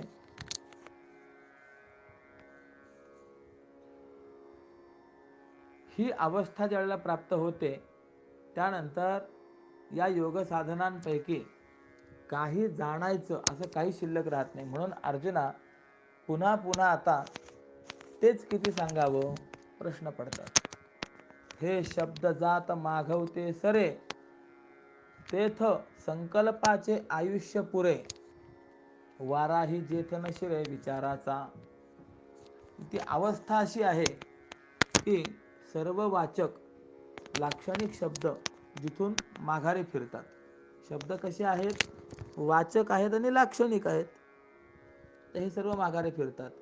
ज्या ठिकाणी बुद्धीचा विचाराचा वारा सुद्धा शिरत नाही तिथे मनाच्या संकल्पाचं आयुष्य पुरं पडेल काय. मग असं जे असंप्रज्ञात समाधीत अनुभवाला येणारं परमतत्व आहे की जे ध्यानाने प्राप्त होणाऱ्या उन्मनीचं लावण्य आहे, किंवा जे ज्ञानाने प्राप्त होणाऱ्या ब्रह्मरूप तुरीयेचं तारुण्य आहे, किंवा जे उत्पत्तीरहित आणि अमर्याद आहे, किंवा जे परमतत्व विश्वाचं मूळ आहे, जे योगरूपी वृक्षाचं फळ आहे, किंवा जे आनंदाचं केवळ चैतन्य आहे, असं ते परमतत्व, किंवा जे आकाराचा शेवट आहे, जिथे एका मोक्ष सुखा वाचून दुसरं काही नाही आहे, किंवा ज्या ठिकाणी उत्पत्ती आणि नाश हे देखील नष्ट होऊन गेलेले आहेत, किंवा जे पंचमहाभूतांचंही बीज आहे, किंवा जे अग्नीचं तेज आहे, अर्जुना, असं जे आहे ना तेच माझं पारमार्थिक स्वरूप आहे. आता यामध्ये एक दोन गोष्टी महत्त्वाच्या आहेत. पहिली गोष्ट असं सांगितलेली आहे की जे असंप्रज्ञात समाधीला अनुभवाला येणारं परमतत्व आहे ते कसं आहे, तर ध्यानाने प्राप्त होणाऱ्या उन्मनीचं लावण्य आहे. मग आता ही उन्मनी अवस्था कशी आहे याचा थोडासा विचार आपल्याला करायचा आहे. उन्मनी म्हणजे काय आहे, तर मनाच्या उलट असा त्याचा एक सरळ आणि सोपा अर्थ आपल्याला पाहायला मिळतो. मन कसं आहे, तर मन चंचल आहे, संकल्प विकल्पात्मक आहे. मग याच्या विरुद्ध याच्या उलट काय होईल, तर स्थिर असलेलं मन जे आहे ती उन्मनी अवस्था. त्यानंतर संकल्प विकल्प रहित असलेलं अंतःकरण म्हणजेच असलेली उन्मनी अवस्था आहे. आता ही उन्मनी अवस्था कशी असते या संबंधामध्ये थोडासा बारकाईने जर आपण विचार केला तर उन्मनी अवस्थेचं अनेक शास्त्रकारांनी चिंतन केलेलं आहे.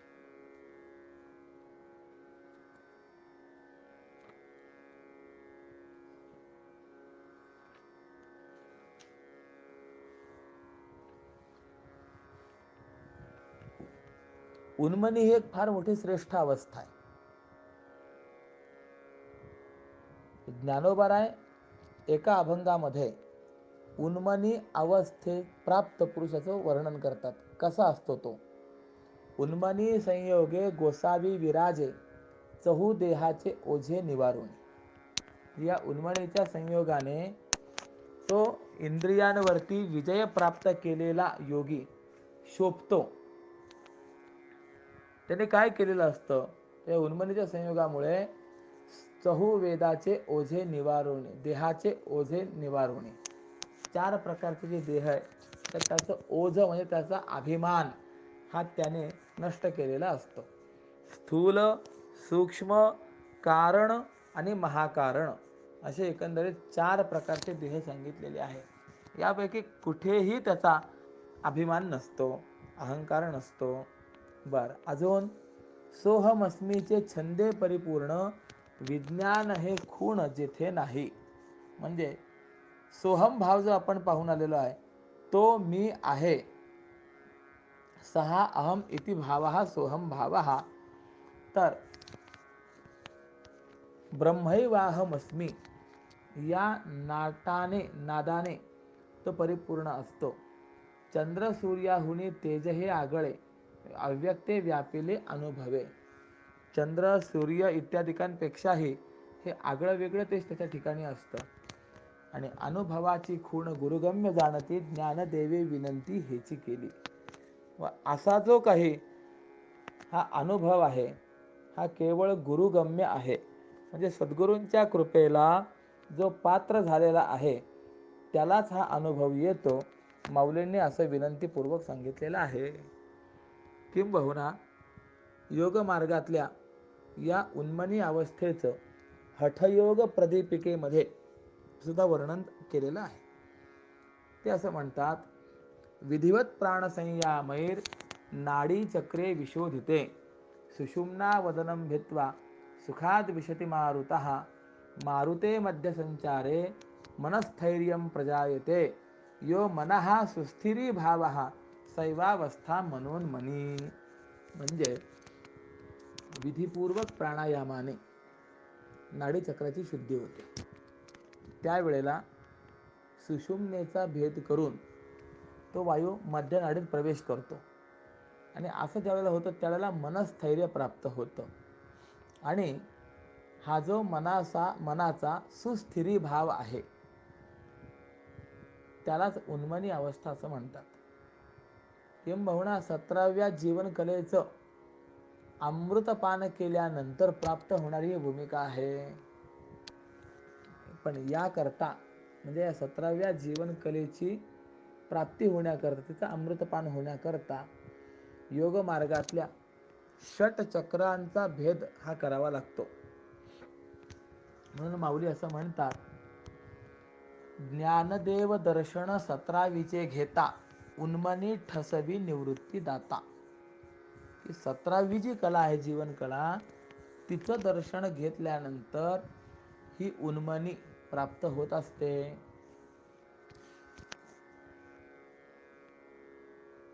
किंबहुना माऊली स्वतः योगी असल्यामुळे त्यांच्या योगविषयक अभंगांमधून अनेक ठिकाणी या अवस्थेचा विचार आलेला आहे. स्थूल, सूक्ष्म, कारण आणि महाकारण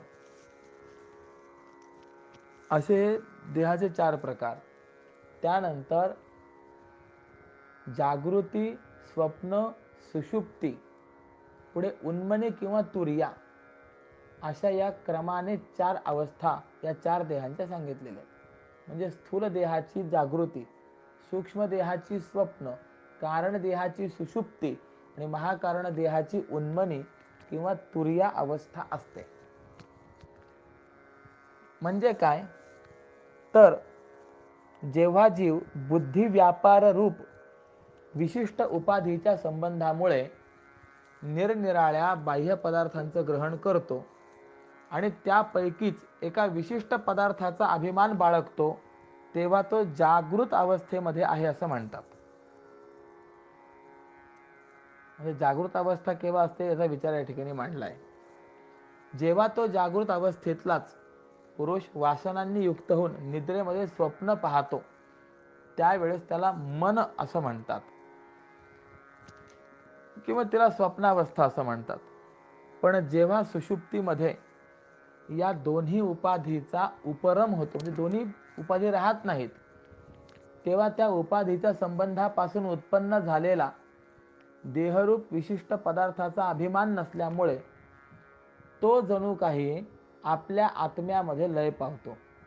तर त्यावेळेला त्या अवस्थेला सुषुप्ती असं म्हणतात.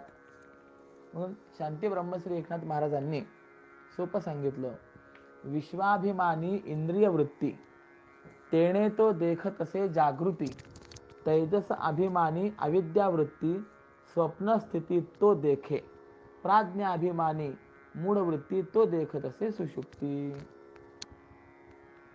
म्हणजे हा सर्व विचार जो आहे तो मुळामध्ये खूप काही विस्ताराने करण्यासारखा आहे. असो, चौथा जो महाकारण देह असतो त्याची ही उन्मनी अवस्था म्हटली जाते.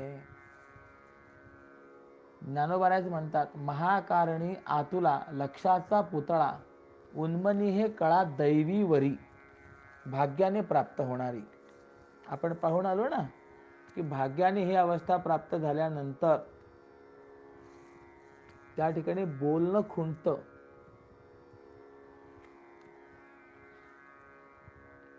एका अभंगामध्ये ज्ञानोबरायांनी तुर्येलाच उन्मनी असं म्हटलं, तुर्या ते उन्मनी, क्षर ते अक्षर, निर्गुण साकारा ऐसे देखा.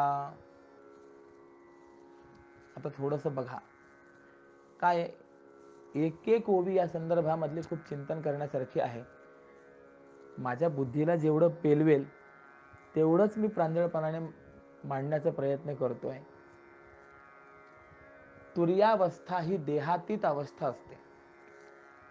म्हणजे एकमेव परब्रह्मच या अवस्थेचा आश्रय आहे. माऊली म्हणतात, तुर्येचे माझ घर परब्रह्म जे. ठीक आहे, आता थोडासा विचार करा की अनेक प्राणी आहेत, तर त्या प्राण्यांच्या जीवनामध्ये अनुभव कसा कसा येतो. तर सर्व प्राणी हे सदैव जागृती, स्वप्न, सुषुप्ती या 3 अवस्थांचाच अनुभव घेत असतात. उन्मनी अवस्था ही जरी नित्यसिद्ध असली आणि सहज असली तरी अज्ञानी तिचा प्रत्यय घेऊ शकत नाही. का प्रत्यय त्यांना येत नाही तर त्या नित्यसिद्ध व सहज असलेल्या उन्मनी किंवा तुर्या अवस्थेचा अनुभव येण्याकरता विवेकाने तिन्ही देहांचा निराश करून चौथा जो महाकारण देह आहे म्हणजे शुद्ध ब्रह्म, तर त्यामध्ये प्रवेश करावा लागतो आणि त्या शुद्ध ब्रह्मामध्येच प्रवेश केल्यानंतरच या अवस्थेचा भोग घडतो. मग आत्मानात्म विवेकाने देहत्रय, स्थूल सूक्ष्म कारण, त्या देहत्रयामध्ये असलेले पंचकोश अन्नमय, प्राणमय, मनोमय, विज्ञानमय आणि आनंदमय या सर्वांचा निराश करणं म्हणजेच कार्यकारणाचा नाश करणं आहे. तो कार्यकारणाचा नाश करावा लागतो, तर ही अवस्था भोगायला मिळते. जागृती आणि स्वप्न या दोन अवस्था कार्यरूप आहेत आणि सुषुप्ती ही अवस्था कारणरूप आहे. आणि या उभय अवस्थांची बीज या अवस्थेमध्ये लीन असतात आणि योग्य काळी या दोन अवस्थांच्या द्वारा ते प्रगट होत असतात. पुढे 15व्या अध्यायामध्ये हा विचार माऊलीने सांगितलेला आहे. घन अज्ञान सुषुप्ती तो बीजांकुर भाव म्हणती, स्वप्न हन जागृती फळ भावतीयेचा. असो. आता पुढे असं सांगतात की कार्य म्हणजे जागृत आणि स्वप्न, कारण म्हणजे सुषुप्ती. या अवस्थांची, कार्यकारणात्मक असलेल्या जागृती, स्वप्न, सुषुप्ती या अवस्थांची बाधा या तीन देहाच्या अभिमान नाशाने होते. जेव्हा जीव विवेकाने या तीन अवस्था दृश्य नसून मी त्यांचा द्रष्टा आहे असं जाणतो, त्यावेळेला तो ज्ञानरूप असलेल्या महाकारणामध्ये म्हणजे शुद्ध परब्रह्म स्वरूपामध्ये प्रवेश करतो. आणि ही अवस्था प्राप्त होणं म्हणजेच कार्यकारणाचा नाश होणे. पण तुकोबार असे देखील म्हणतात, तुका म्हणे ते उन्मनी नाश कार्या कारणी. किंबहुना ज्ञानाच्या ज्या 7 भूमिका सांगितल्या आहेत त्यामध्ये देखील ही तुरीय आलेली आहे बघा. शुभेच्छा 1, सुविचारणा 2, तनुमानसा 3, सत्वापत्ती 4, असंशक्ती 5, पदार्था भाविनी 6 आणि तुरिया 7. आता शुभेच्छा म्हणजे काय, सुविचारणा म्हणजे काय, तनुमानसा म्हणजे काय, या सगळ्या गोष्टींचा विचार करण्यासारखा आहे. परंतु या 7 भूमिकांमध्ये जी तुरिया ही अंतिम भूमिका सांगितलेली आहे ती अवस्था प्राप्त होणं फार कठीण आहे. पंचदशी ग्रंथामध्ये विद्यारण्य स्वामी असे सांगतात, बहुजन्म दृढाभ्यासात देहादिश्वात मधी क्षणात पुनः पुनरुदेतेवम जगत सत्यत्व धीरपी.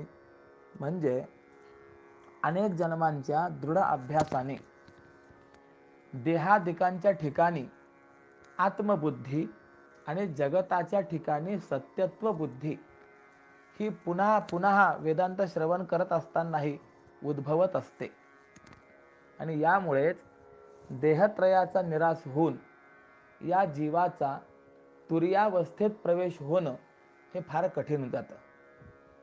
किंबहुना अनेक कष्टमय साधनाने ही अवस्था प्राप्त होते, एका जन्मातच प्राप्त होईल अशी शाश्वती नाही. अशी जी उन्मनी अवस्था आहे ते परब्रह्म, ते परमतत्व या उन्मनी अवस्थेचं लावण्य आहे, जे ज्ञानाने प्राप्त होणाऱ्या ब्रह्मरूप तुर्येचं तारुण्य आहे. म्हणजे बघा 616 क्रमांकाचा जो अभंग आहे त्यामध्ये स्वामी म्हणतात, उन्मनावस्थेचे सौंदर्य जे साचे, तेवी तुरीयेचे तारुण्य जे. मग आता उन्मना अवस्थेचं सौंदर्य, तर ती उन्मनी अवस्था कशी आहे तो आपण विचार केला. आणि तुरीय अवस्था, तुरीयेचं तारुण्य म्हटलं तर तुरिया कशी आहे तोही विचार आपण पाहिला. किंबहुना एका सुभाषितकाराने फार सुंदर वर्णन केलेलं आहे. ते म्हणतात, तिसरो नार्यस्त्वया भुक्ता जाग्रत स्वप्न सुषुप्तयः.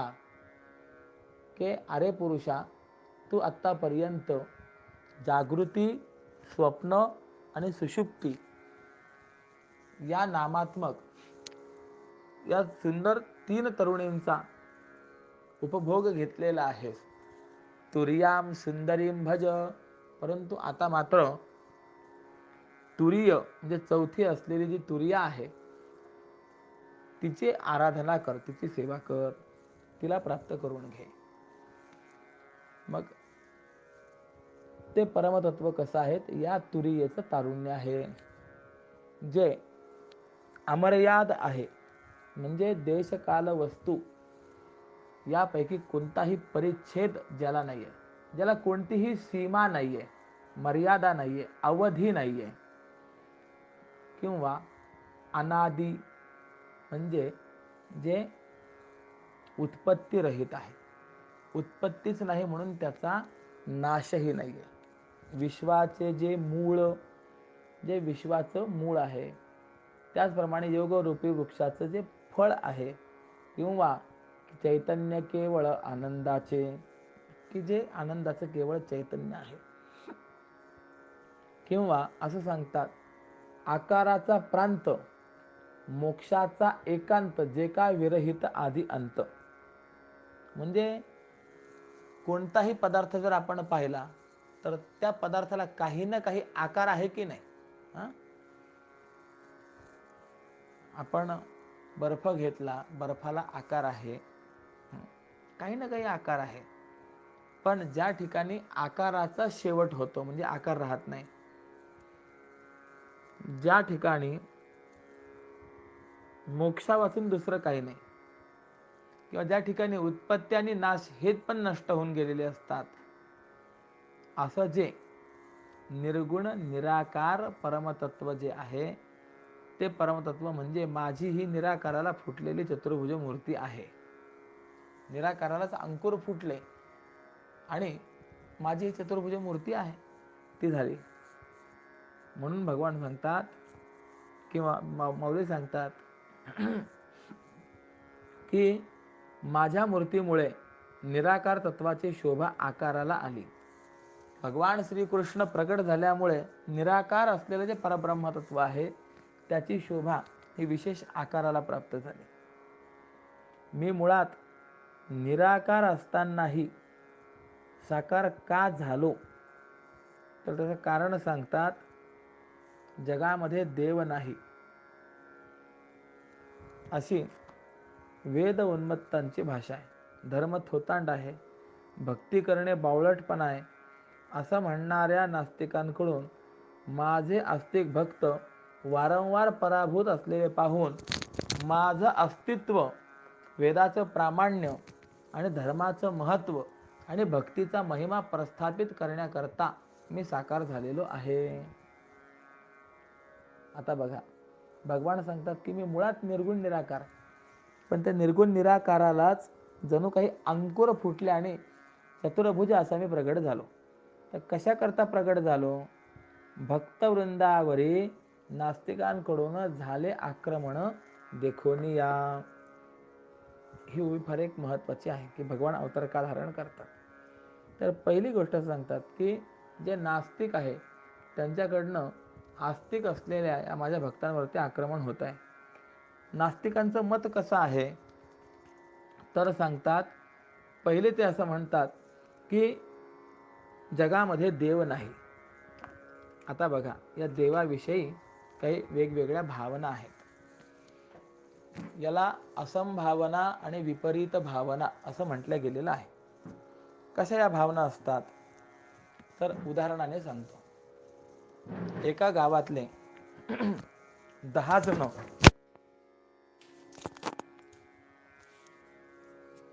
प्रवासाकरता म्हणून निघाले, तीर्थयात्रेकरता निघाले. जाताना मार्गामध्ये त्यांना एक मोठी नदी लागली आणि ती नदी त्या सर्वांनी पार केली. परंतु त्यांच्या मनामध्ये शंका निर्माण झाली की आपण 10ही जण एवढी मोठी नदी पार करून पुढे आलेलो आहोत की नाही, याकरता आपण एकदा आपल्या सर्वांची मोजणी करावी. आणि म्हणून एक जण मोजण्याकरता प्रवृत्त झाला, तर बाकीचे उभे राहिले. आता झालं काय, जो मोजणारा होता त्याने स्वतःला सोडलं आणि इतरांना मोजलं. यामुळे निघाले होते 10 परंतु भरले 9च. तो म्हणाला, अरे आपण 10 निघालो होतो परंतु आता 9च आहोत, म्हणजे 10वा नाही. दुसरा म्हणाला, अरे तुझ्या मोजण्यात काहीतरी गडबड झाली असेल. म्हणून त्याने काय केलं, स्वतः मोजण्याकरता प्रवृत्त झाला. तर त्याने देखील पहिल्यासारखं स्वतःला सोडलं आणि इतरांना मोजलं. संख्या किती झाली? 9च झाली. मग ते सगळे म्हणाले, दोघांनी मोजून देखील जर 9च संख्या होत असेल तर खरोखर आपण 9च जण आहोत, 10वा नाही. 10वा नाही म्हटलं म्हणजे त्याचं अस्तित्व नाकारलं की याला म्हणायचं असंभावना. मग आता प्रश्न निर्माण झाला, जो 10वा नाही आहे त्याचं काय झालं असेल? मग याविषयी प्रत्येकाचं मत वेगवेगळं आलं. कोणी म्हणालं की पुढे कुठेतरी तो नदीच्या काठाला लागला असेल, कोणी म्हणाला तो बुडाला असेल, कोणी म्हणालं नाही तो कुठेतरी फसला असेल, एखाद्या खडकाला वगैरे लागला असेल तर त्या ठिकाणी थांबलेला असेल. म्हणजे असे ज्याचं अस्तित्व नाकारलं त्याच्याविषयी ज्या काही अनेक विपरीत कल्पना झाल्या त्याला विपरीत भावना असं म्हणायचं. तर देवाचा जर आपण विचार केला तर देवाविषयी देखील आपल्याला अशा असंभावना आणि विपरीत भावना पाहायला मिळतात. आपण जर 100 जणांना विचारलं देव आहे की नाही, तर मला तरी असं वाटतं की 100 जणांपैकी काही जण म्हणतील होय देव आहेच, नक्की आहे. काही जण असे म्हणतील की देव नाही आहे आणि काही जण म्हणतील देव आहे की नाही काही सांगता येत नाही. काय आहे?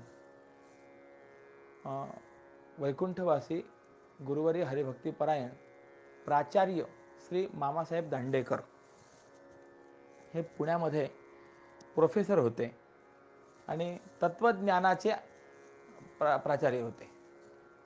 तर एक विद्यार्थी एक दिवस त्यांच्याकडे आला आणि त्यांना म्हणाला की तुम्ही मला माझ्या शोध कार्यामध्ये सहकार्य करा. मामासाहेब म्हणाले, ठीक आहे, करेन, मी मदत करेन. तुझा विषय काय आहे? त्याने विषय सांगितला, ईश्वर नाही हे मला सिद्ध करायचं आहे, ईश्वराचं अस्तित्व नाकारणे. मामासाहेब म्हणाले, ठीक आहे, मी त्याच्यातही तुला मदत करेन, कारण की ईश्वर आहे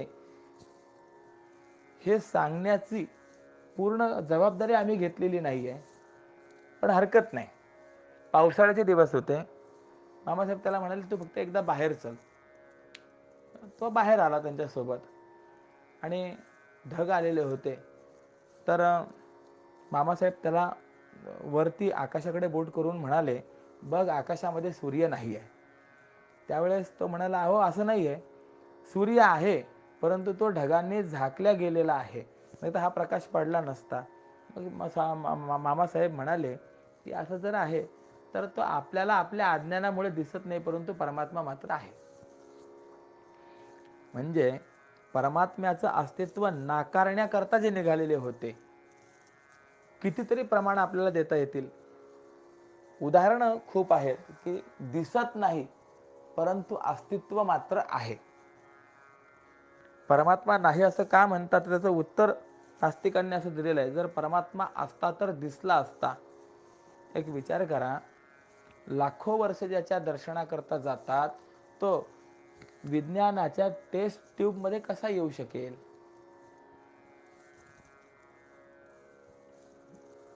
काही जण असे म्हणतात म्हणे की देवच नाही. ठीक आहे, बर, देव कुणी सांगितला आम्हाला? तर वेदाने सांगितला. तर त्या नास्तिकांचं असं मत आहे, अग्निहोत्रम त्रयो वेदाः स्त्रिदंडम भस्मगुंठनम. अग्निहोत्र, 3 वेद इत्यादी जे आहे तर हे थोतांड आहे, ही उन्मत्तांची भाषा आहे असं त्यांचं मत आहे. धर्म थोतांड आहे. बरं, भक्ती करणं म्हणजे काय? त्यांच्या दृष्टिकोनातून तो बावळटपणा आहे. तर असे म्हणणारे जे नास्तिक आहेत, म्हणजे काय, आता सगळं नास्तिकांचं मत सर्व चारवाक दर्शन मी आपणास सांगत नाही, पुढे एकदा आपल्याला येणारच आहे, असत्यम अप्रतिष्ठन्ते जगदाहु अनीश्वरम, त्यावेळेला मी ते सगळं सांगेन. तर असे म्हणणारे जे नास्तिक आहेत या नास्तिकांकडनं माझे आस्तिक भक्त वारंवार पराभूत होतात. आणि असं पाहून मी 4 गोष्टी दाखवण्याकरता म्हणून साकार होतो. काय काय? पहिलं, माझं अस्तित्व आहे हे दाखवण्याकरता. म्हणून भक्तवर्य प्रल्हादांच्या चरित्रामध्ये असं चिंतन आलेलं आहे की हिरण्यकश्यपूने विचारलं होतं, कुठे आहे तुझा देव? जर तो अणुरेणूत व्याप्त आहे तर या खांबात का दिसत नाही? त्या प्रल्हादांनी उत्तर दिलं होतं, बाबा खांबात दिसत नाही की तुम्ही पाहत नाही, पाहिलं तर तो तिथे पण दिसणार आहे. म्हणून त्या खांबावरती ज्या वेळेला लात घातली तर खांबामधनं नरसिंह भगवान प्रगट झाले. त्या ठिकाणी वर्णन भागवतकारांनी असं केलंय, सत्यम विधातुम निजभृत्य भाषितम, म्हणजे आपल्या सेवकाने भक्ताने जे सांगितलं ते खरं करून दाखवण्याकरता एक, आणि सर्वांच्या ठिकाणी अणुरेणूत माझी व्याप्ती आहे हे जगाला दाखवण्याकरता, म्हणून तो परमात्मा खांबातून प्रगट झाला. म्हणजे भगवान स्वतःचं अस्तित्व दाखवण्याकरता साकार रूप धारण करतात. त्यानंतर वेद जे सांगतात ते खोटं नाही आहे, तर वेद प्रामाण्य सिद्ध व्हावं याकरता म्हणून साकार होतात. धर्माचं महत्त्व टिकलं पाहिजे, त्याने जग सुखी झाले पाहिजे, धर्माचं पालन झालं पाहिजे याकरता म्हणून साकार होतात. आणि जे भक्ती करतात त्यांच्या जीवनामध्ये उत्तम लाभ होतो, भक्तीच्या माध्यमातून आनंद प्राप्त होतो, असा भक्तीचा महिमा प्रस्थापित करण्याकरता म्हणून भगवान म्हणतात की मी साकार झालो आहे. मग ते अनिर्वाच्य महासुख पै आपणची जाहले ते पुरुख, जयांचे का निष्कर्ष प्राप्ती वेरी. स्वामी या संदर्भामध्ये म्हणतात, पार्था महासुख ऐसे शब्दातीत निश्चयाची प्राप्त केले ज्यांनी, स्वये सुखरूप होऊन ते ठेरे कृतकृत्य झाले येणे मार्गे. म्हणजे ज्यांच्या साधनाभ्यासाचा निश्चय हा फलप्राप्तीपर्यंत टिकतो, असे जे पुरुष आहेत तेच शब्दाने ज्याचं वर्णन करता येत नाही असं अमर्याद सुख स्वतःच झालेले असतात.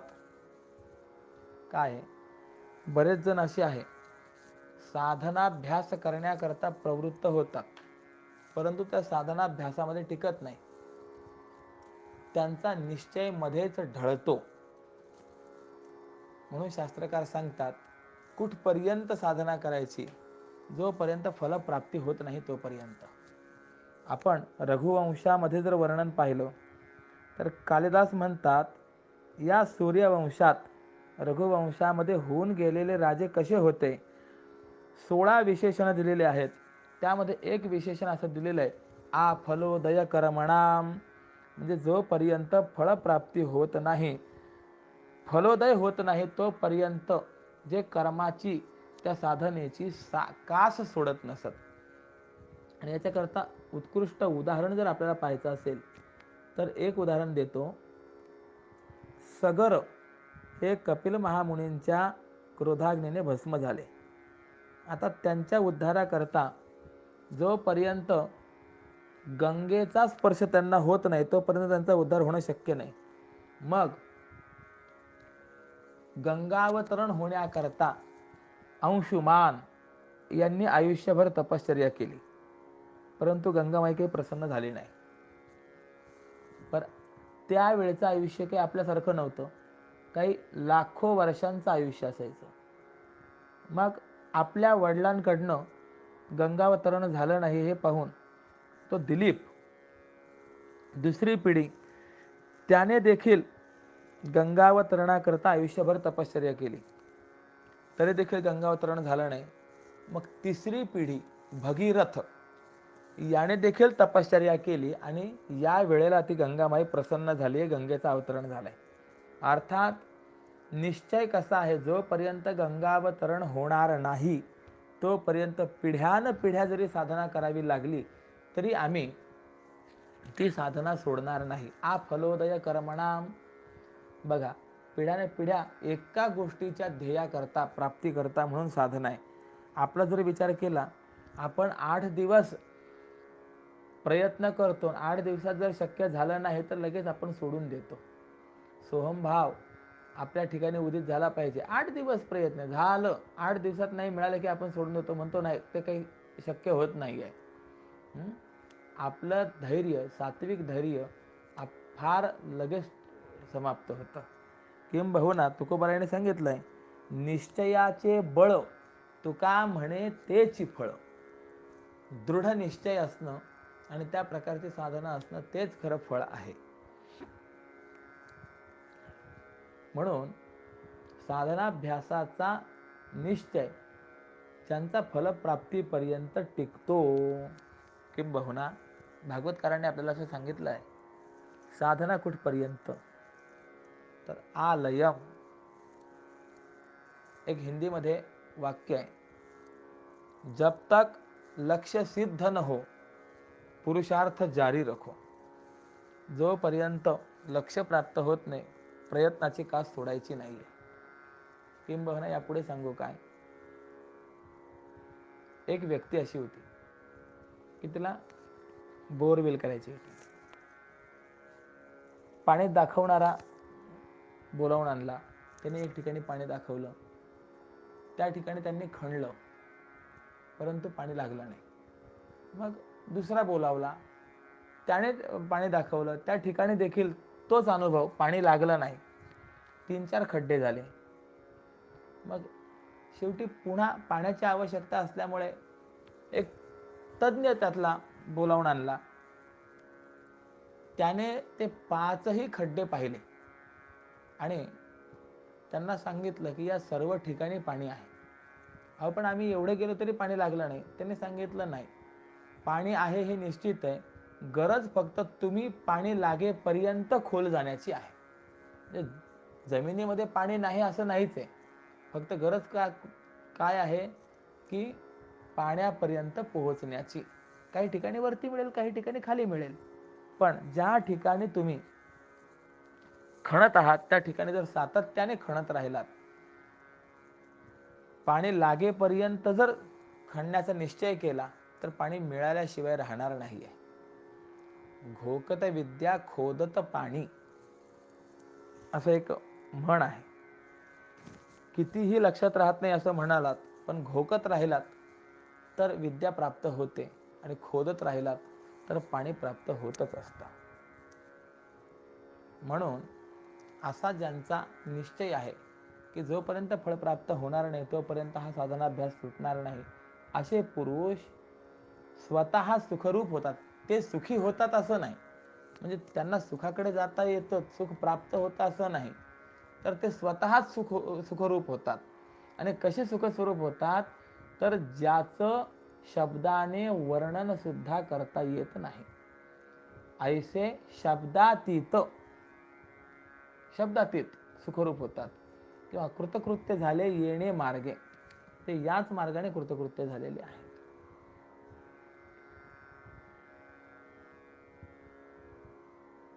किंबहुना सांगतात, अर्जुना आम्ही हे जे योग साधन सांगितलं आहे ते साधन ज्याने आपलं शरीर बनवलं आहे असे ते पुरुष योग साधनाने शुद्ध झाल्यावर माझ्या योग्यतेला आलेले असतात. म्हणजे ते परब्रह्म देवाच्या योग्यतेला प्राप्त झालेले असतात. योगाभ्यासे शुद्ध होवो निते भले माझी या पावले योग्यतेसी. मग परब्रह्माचे निरसे देहाकृतीचे निमुसे वोती व जाहले तैसे दिसती अंगे.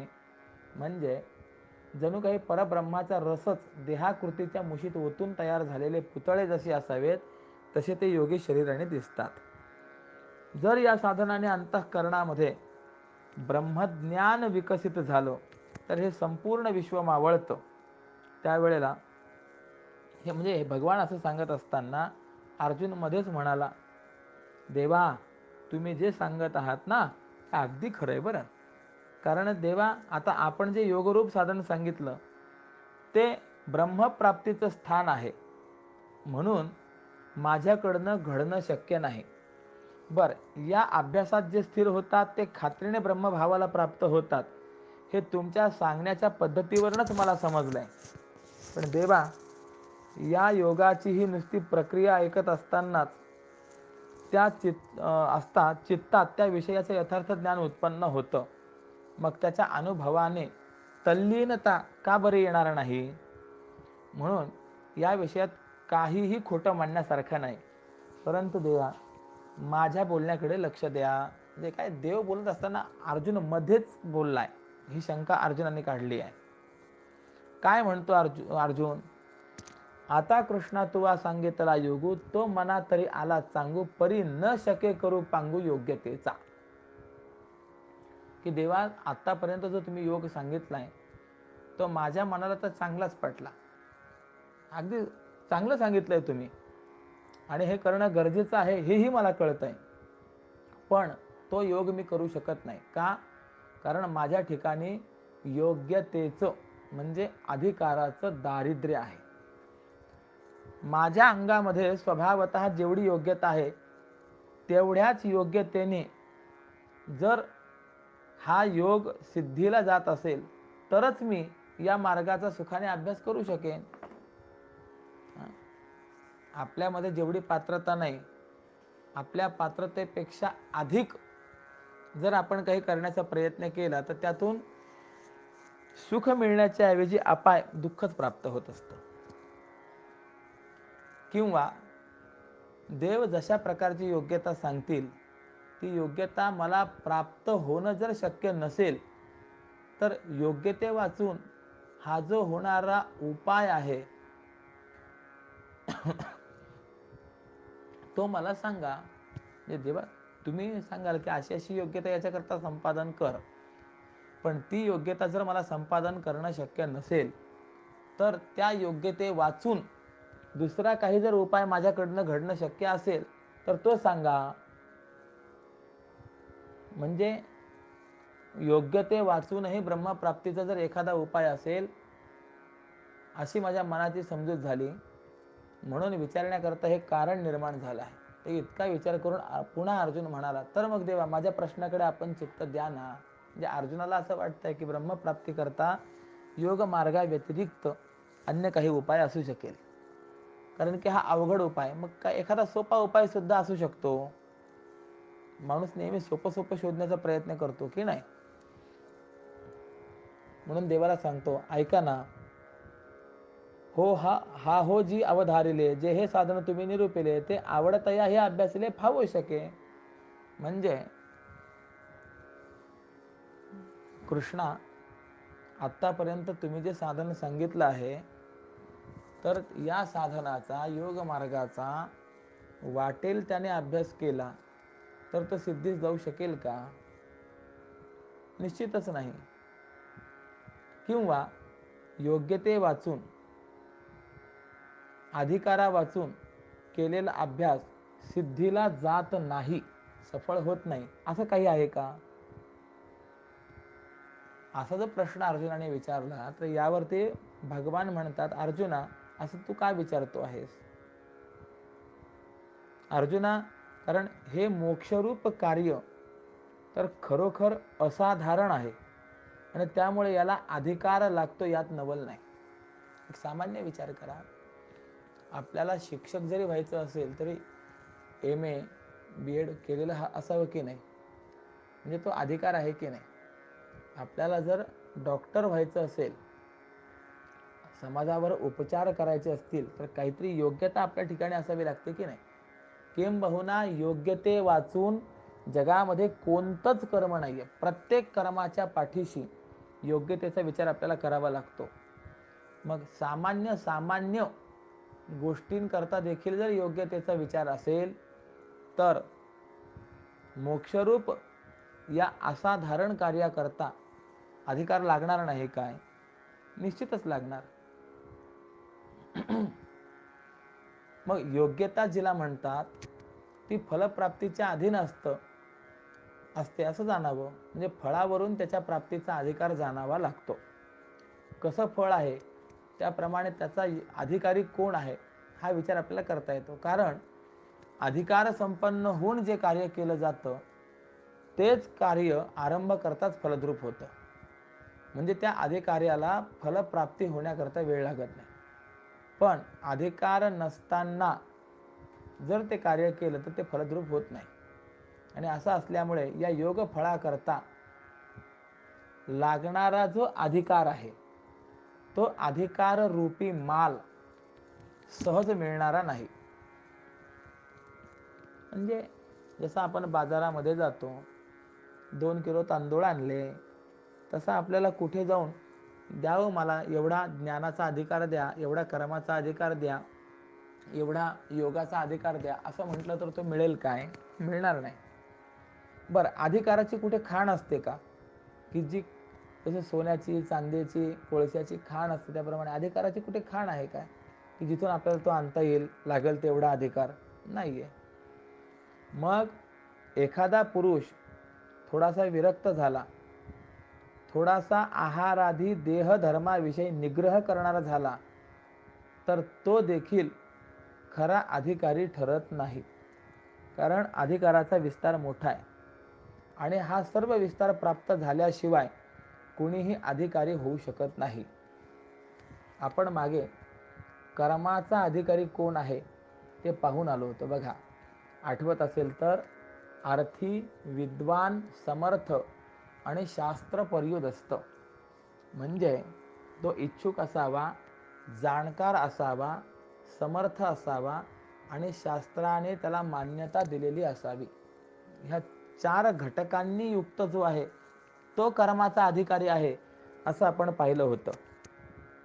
म्हणजे अधिकाराचा विस्तार मोठा आहे की नाही, त्याप्रमाणे योगाचा अधिकारी वेगळा, ज्ञानाचा अधिकारी वेगळा आणि असा तो सर्व अधिकाराचा विस्तार प्राप्त झाल्या वाचून कोणीही अधिकारी ठरू शकत नाही. पण अर्जुना, एवढ्या अधिकाराच्या विस्तारामध्ये तुलाही हा एवढा योगाचा अधिकार प्राप्त झालेला आहेच हे निश्चित समज. मग आता या ठिकाणी मध्येच ज्ञानोबा आपल्या समोर असलेले जे श्रोते आहेत त्यांना म्हणतात की माझ्या अर्जुनाला स्वतःच्या ठिकाणी योगाचा अधिकार आहे की नाही अशी जी संशयाची अडचण निर्माण झाली होती, भगवंताने ती या प्रसंगाने दूर केली. मग म्हणे पार्था तेहे ऐसी व्यवस्था अनियत अशी सर्वथा योग्यता नाही. मग भगवान म्हणाले, अर्जुना, या योगासंबंधी असा एक नियम आहे की इंद्रिय मनांचा निग्रह न करणारा जो आहे त्याला या विषयामध्ये म्हणजे योग साधनेमध्ये अधिकार नाही. म्हणून आता कसा अधिकारी असतो त्याचा विचार व्यक्त करणार आहेत. हा विचार आपल्याला उद्या पाहायचा आहे. एक श्लोक फक्त आज सांगून जातो, म्हणजे उद्या सिंहावलोकन करून पुढच्या चिंतनाला आपल्याला आरंभ करता येईल. नात्यश्नतस्तु योगोस्ति न चैकांतमश्नुतः न चाति स्वप्नशीलस्य जाग्रतो नैव चार्जुन. म्हणजे अधिक खाणाऱ्याला किंवा अगदीच न खाणाऱ्याला, अधिक झोप घेणाऱ्याला किंवा मुळीच झोप न घेणाऱ्याला योग होत नाही, त्याच्याकडनं साधना होत नाही. म्हणून समर्थ रामदास स्वामीने देखील म्हटलेलं आहे, प्रमाणामध्ये सर्व काही असावे. फार झोप नसावी, फार कमीही नसावी, योग्य प्रमाणामध्ये सर्व गोष्ट असावी. या श्लोकावर व्याख्यान करताना जो विचार मांडलेला आहे तो विचार आपण थोडासा बघा. जिव्हे चियार आहे होवनी अंकित वाहे जो जीवित निद्रे लागी, तया लागी येथे नाही अधिकार ऐसेची साचार बोलिलेसे. म्हणजे जो रसनेच्या अधीन झाला आहे आणि झोपेला तर संपूर्ण आयुष्य देऊन विकला आहे, तो या योगाचा अधिकारी असल्याचं शास्त्रानं म्हटलेलं नाही आहे. म्हणून असं आहे,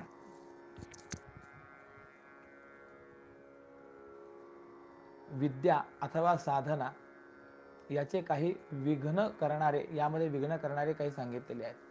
तर काही गोष्टी सांगितलेल्या, स्वच्छंदर्थम धनार्थित्वम प्रेमभावोथ भोगिता अविनीतत्वम आलस्यम विद्या विघ्नकराणि षट. स्वच्छंदत्व 1, धनार्थित्व 2, प्रेमभाव 3, उपभोगिता 4, अविनीतता 5 आणि आळस 6. हे 6 दोष विद्या किंवा साधनेमध्ये विघ्न करणारे आहेत.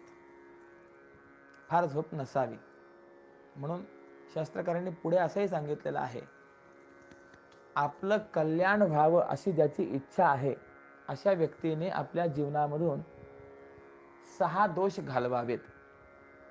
षडदोषा पुरुषेणेह हातव्याहा भूतिमिच्छता निद्रा तंद्रा भयं क्रोधम आलस्यम दीर्घसूत्रता. निद्रा म्हणजे झोप, तंद्रा भय, क्रोध, आळस आणि दीर्घसूत्रता ह्या गोष्टी ज्या आहेत, ज्याला आपलं कल्याण व्हावं अशी अपेक्षा आहे त्यांनी घालवाव्यात, बाजूला ठेवाव्यात. म्हणून म्हणतात की जो रसनेच्या अधीन झालाय, चांगलं चुंगलं ज्याला खायला पाहिजे, खाण्याकरता जिभेचे चोचले पुरवण्याकरता म्हणून जो प्रयत्नशील आहे असा व्यक्ती, किंवा जो झोपेला आपलं आयुष्य विकलेला आहे असा व्यक्ती या योगाचा अधिकारी ठरत नाही. किंवा जो दुराग्रहाच्या संबंधाने भूक आणि तहान यांना कोंडून टाकतो, म्हणजे विनाकारण पाणी प्यायचं नाही, वेळेवर भोजन करायचं नाही, असं करून भूक आणि तहानेला मारून अन्न पाणी तोडतो, तो देखील या योगाचा अधिकारी नाही. निद्रेची या वाटा न वचे ऐसा दृढवेचेनी अवतरणे नाचे. म्हणजे मी झोपेच्या वाटेला जाणारच नाही अशा हट्टाच्या आवेशाने जो नाचतो, म्हणजे झोपच घेत नाही, त्याचं ते शरीरच कोण्या अधिकाराचा विषय होईल, म्हणजे कोणत्याच अधिकाराचा विषय होत नाही. कारण शरीर हे धर्म साधन आहे. बघा शास्त्र काय सांगतं, शरीर माध्यम खलु धर्म साधनम. धर्माचं मूळ साधन शरीर आहे. जगद्गुरु श्री तुकोबरायांनी असं म्हटलेलं आहे, आयुष्याच्या साधने सच्चिदानंद पदवी घेणे. भगवंताने आपल्याला हा नरदेह जो दिलेला आहे हा साधन स्वरूपामध्ये दिलेला आहे, आणि या नरदेह आयुष्याच्या साधनाने आपण सच्चिदानंद पदवी प्राप्त करून घेणं गरजेचं आहे. नरदेह निधान लागले हाती उत्तम सार उत्तम गती देव हो म्हणती ते होती तरी कान चित्ती धरावे, असा विचार मांडलाय. तर शरीर धर्म साधन आहे. ते शरीर जर स्वाधीन नसेल तर योग कसा साध्य होईल, कसा स्वाधीन होईल? आणि जर वरच्या पद्धतीने की झोप न घेणे, तहानभूक यांना तोडणे, अशा पद्धतीने जर आपण वागलो तर ते शरीर मृत्यूच्या मालकीचं होत असतं. मग असं जर असेल तर कुणी म्हणेल की मग भरपूर आता झोप घ्यावे, भरपूर भोग घ्यावा. तर माऊली सांगतात की तसंही नाही आहे. विषयाचा अतिभोग घ्यावा हे जसं नको, तसा त्याचा अतिद्वेषही नसावा किंवा त्याचा पूर्ण प्रतिबंध करावा असंही नको आहे. तर प्रमाणामध्ये विषय भोग असावा किंवा आसक्ती रहित असलेल्या विषयाचं सेवन, योग्य मात्रेमध्ये असलेल्या विषयाचं सेवन, अन्नादिकांचं ग्रहण, झोप ही आपल्याला परमार्थ साधनेमध्ये सहाय्यक ठरणारी असते. मग कुणाचा योग चांगला सफळ होतो या संबंधामध्ये सांगतात पुढे, युक्ताहार विहारस्य युक्तचेष्टस्य चात्मनः युक्त स्वप्नावबोधस्य योगो भवति दुःखः. म्हणजे ज्याचे आहार विहार परिमित आहेत, ज्याच्या सर्व कर्मांविषयी क्रिया मर्यादित आहेत, झोप व जागणं हे देखील मर्यादित आहे, अशा त्या पुरुषाला हा योग दुःख निवर्तक होतो. म्हणजे कोण या योगाचा अधिकारी आहे याचा विचार आपल्याला या ठिकाणी व्यक्त होतो. हा विचार आपल्याला उद्या प्रश्न पाहायचा आहे. 17व्या श्लोकापासून उद्या आपण या अध्ययनाला चिंतनाला आरंभ करणार आहोत. प्रायशः उद्याला हा 6वा अध्याय पूर्ण करण्याचा मानस आहे आणि प्रायः होईल असंही वाटत आहे. 6व्या अध्यायाची सांगता आपण उद्या करणार आहोत. झालेली ही वाङ्मयीन सेवा भगवत चरणाला विंदी समर्पित करतो आणि माझ्या वाक प्रपंचाला या ठिकाणी मी विराम देतो. ओम पूर्णमदः पूर्णमिदं पूर्णात् पूर्णमुदच्यते पूर्णस्य पूर्णमादाय पूर्णमेवावशिष्यते. ओम शांतिः शांतिः शांतिः. पुंडलीकवरदा हरि विठ्ठल श्री ज्ञानदेव तुकाराम पंढरीनाथ भगवान की जय. माऊली ज्ञानेश्वर महाराज की जय. जगद्गुरु श्री तुकाराम महाराज की जय. श्रीमद सच्चिदानंद सद्गुरु श्री स्वामी स्वरूपानंद महाराज की जय. नमः पार्वती पतये हर हर महादेव हर.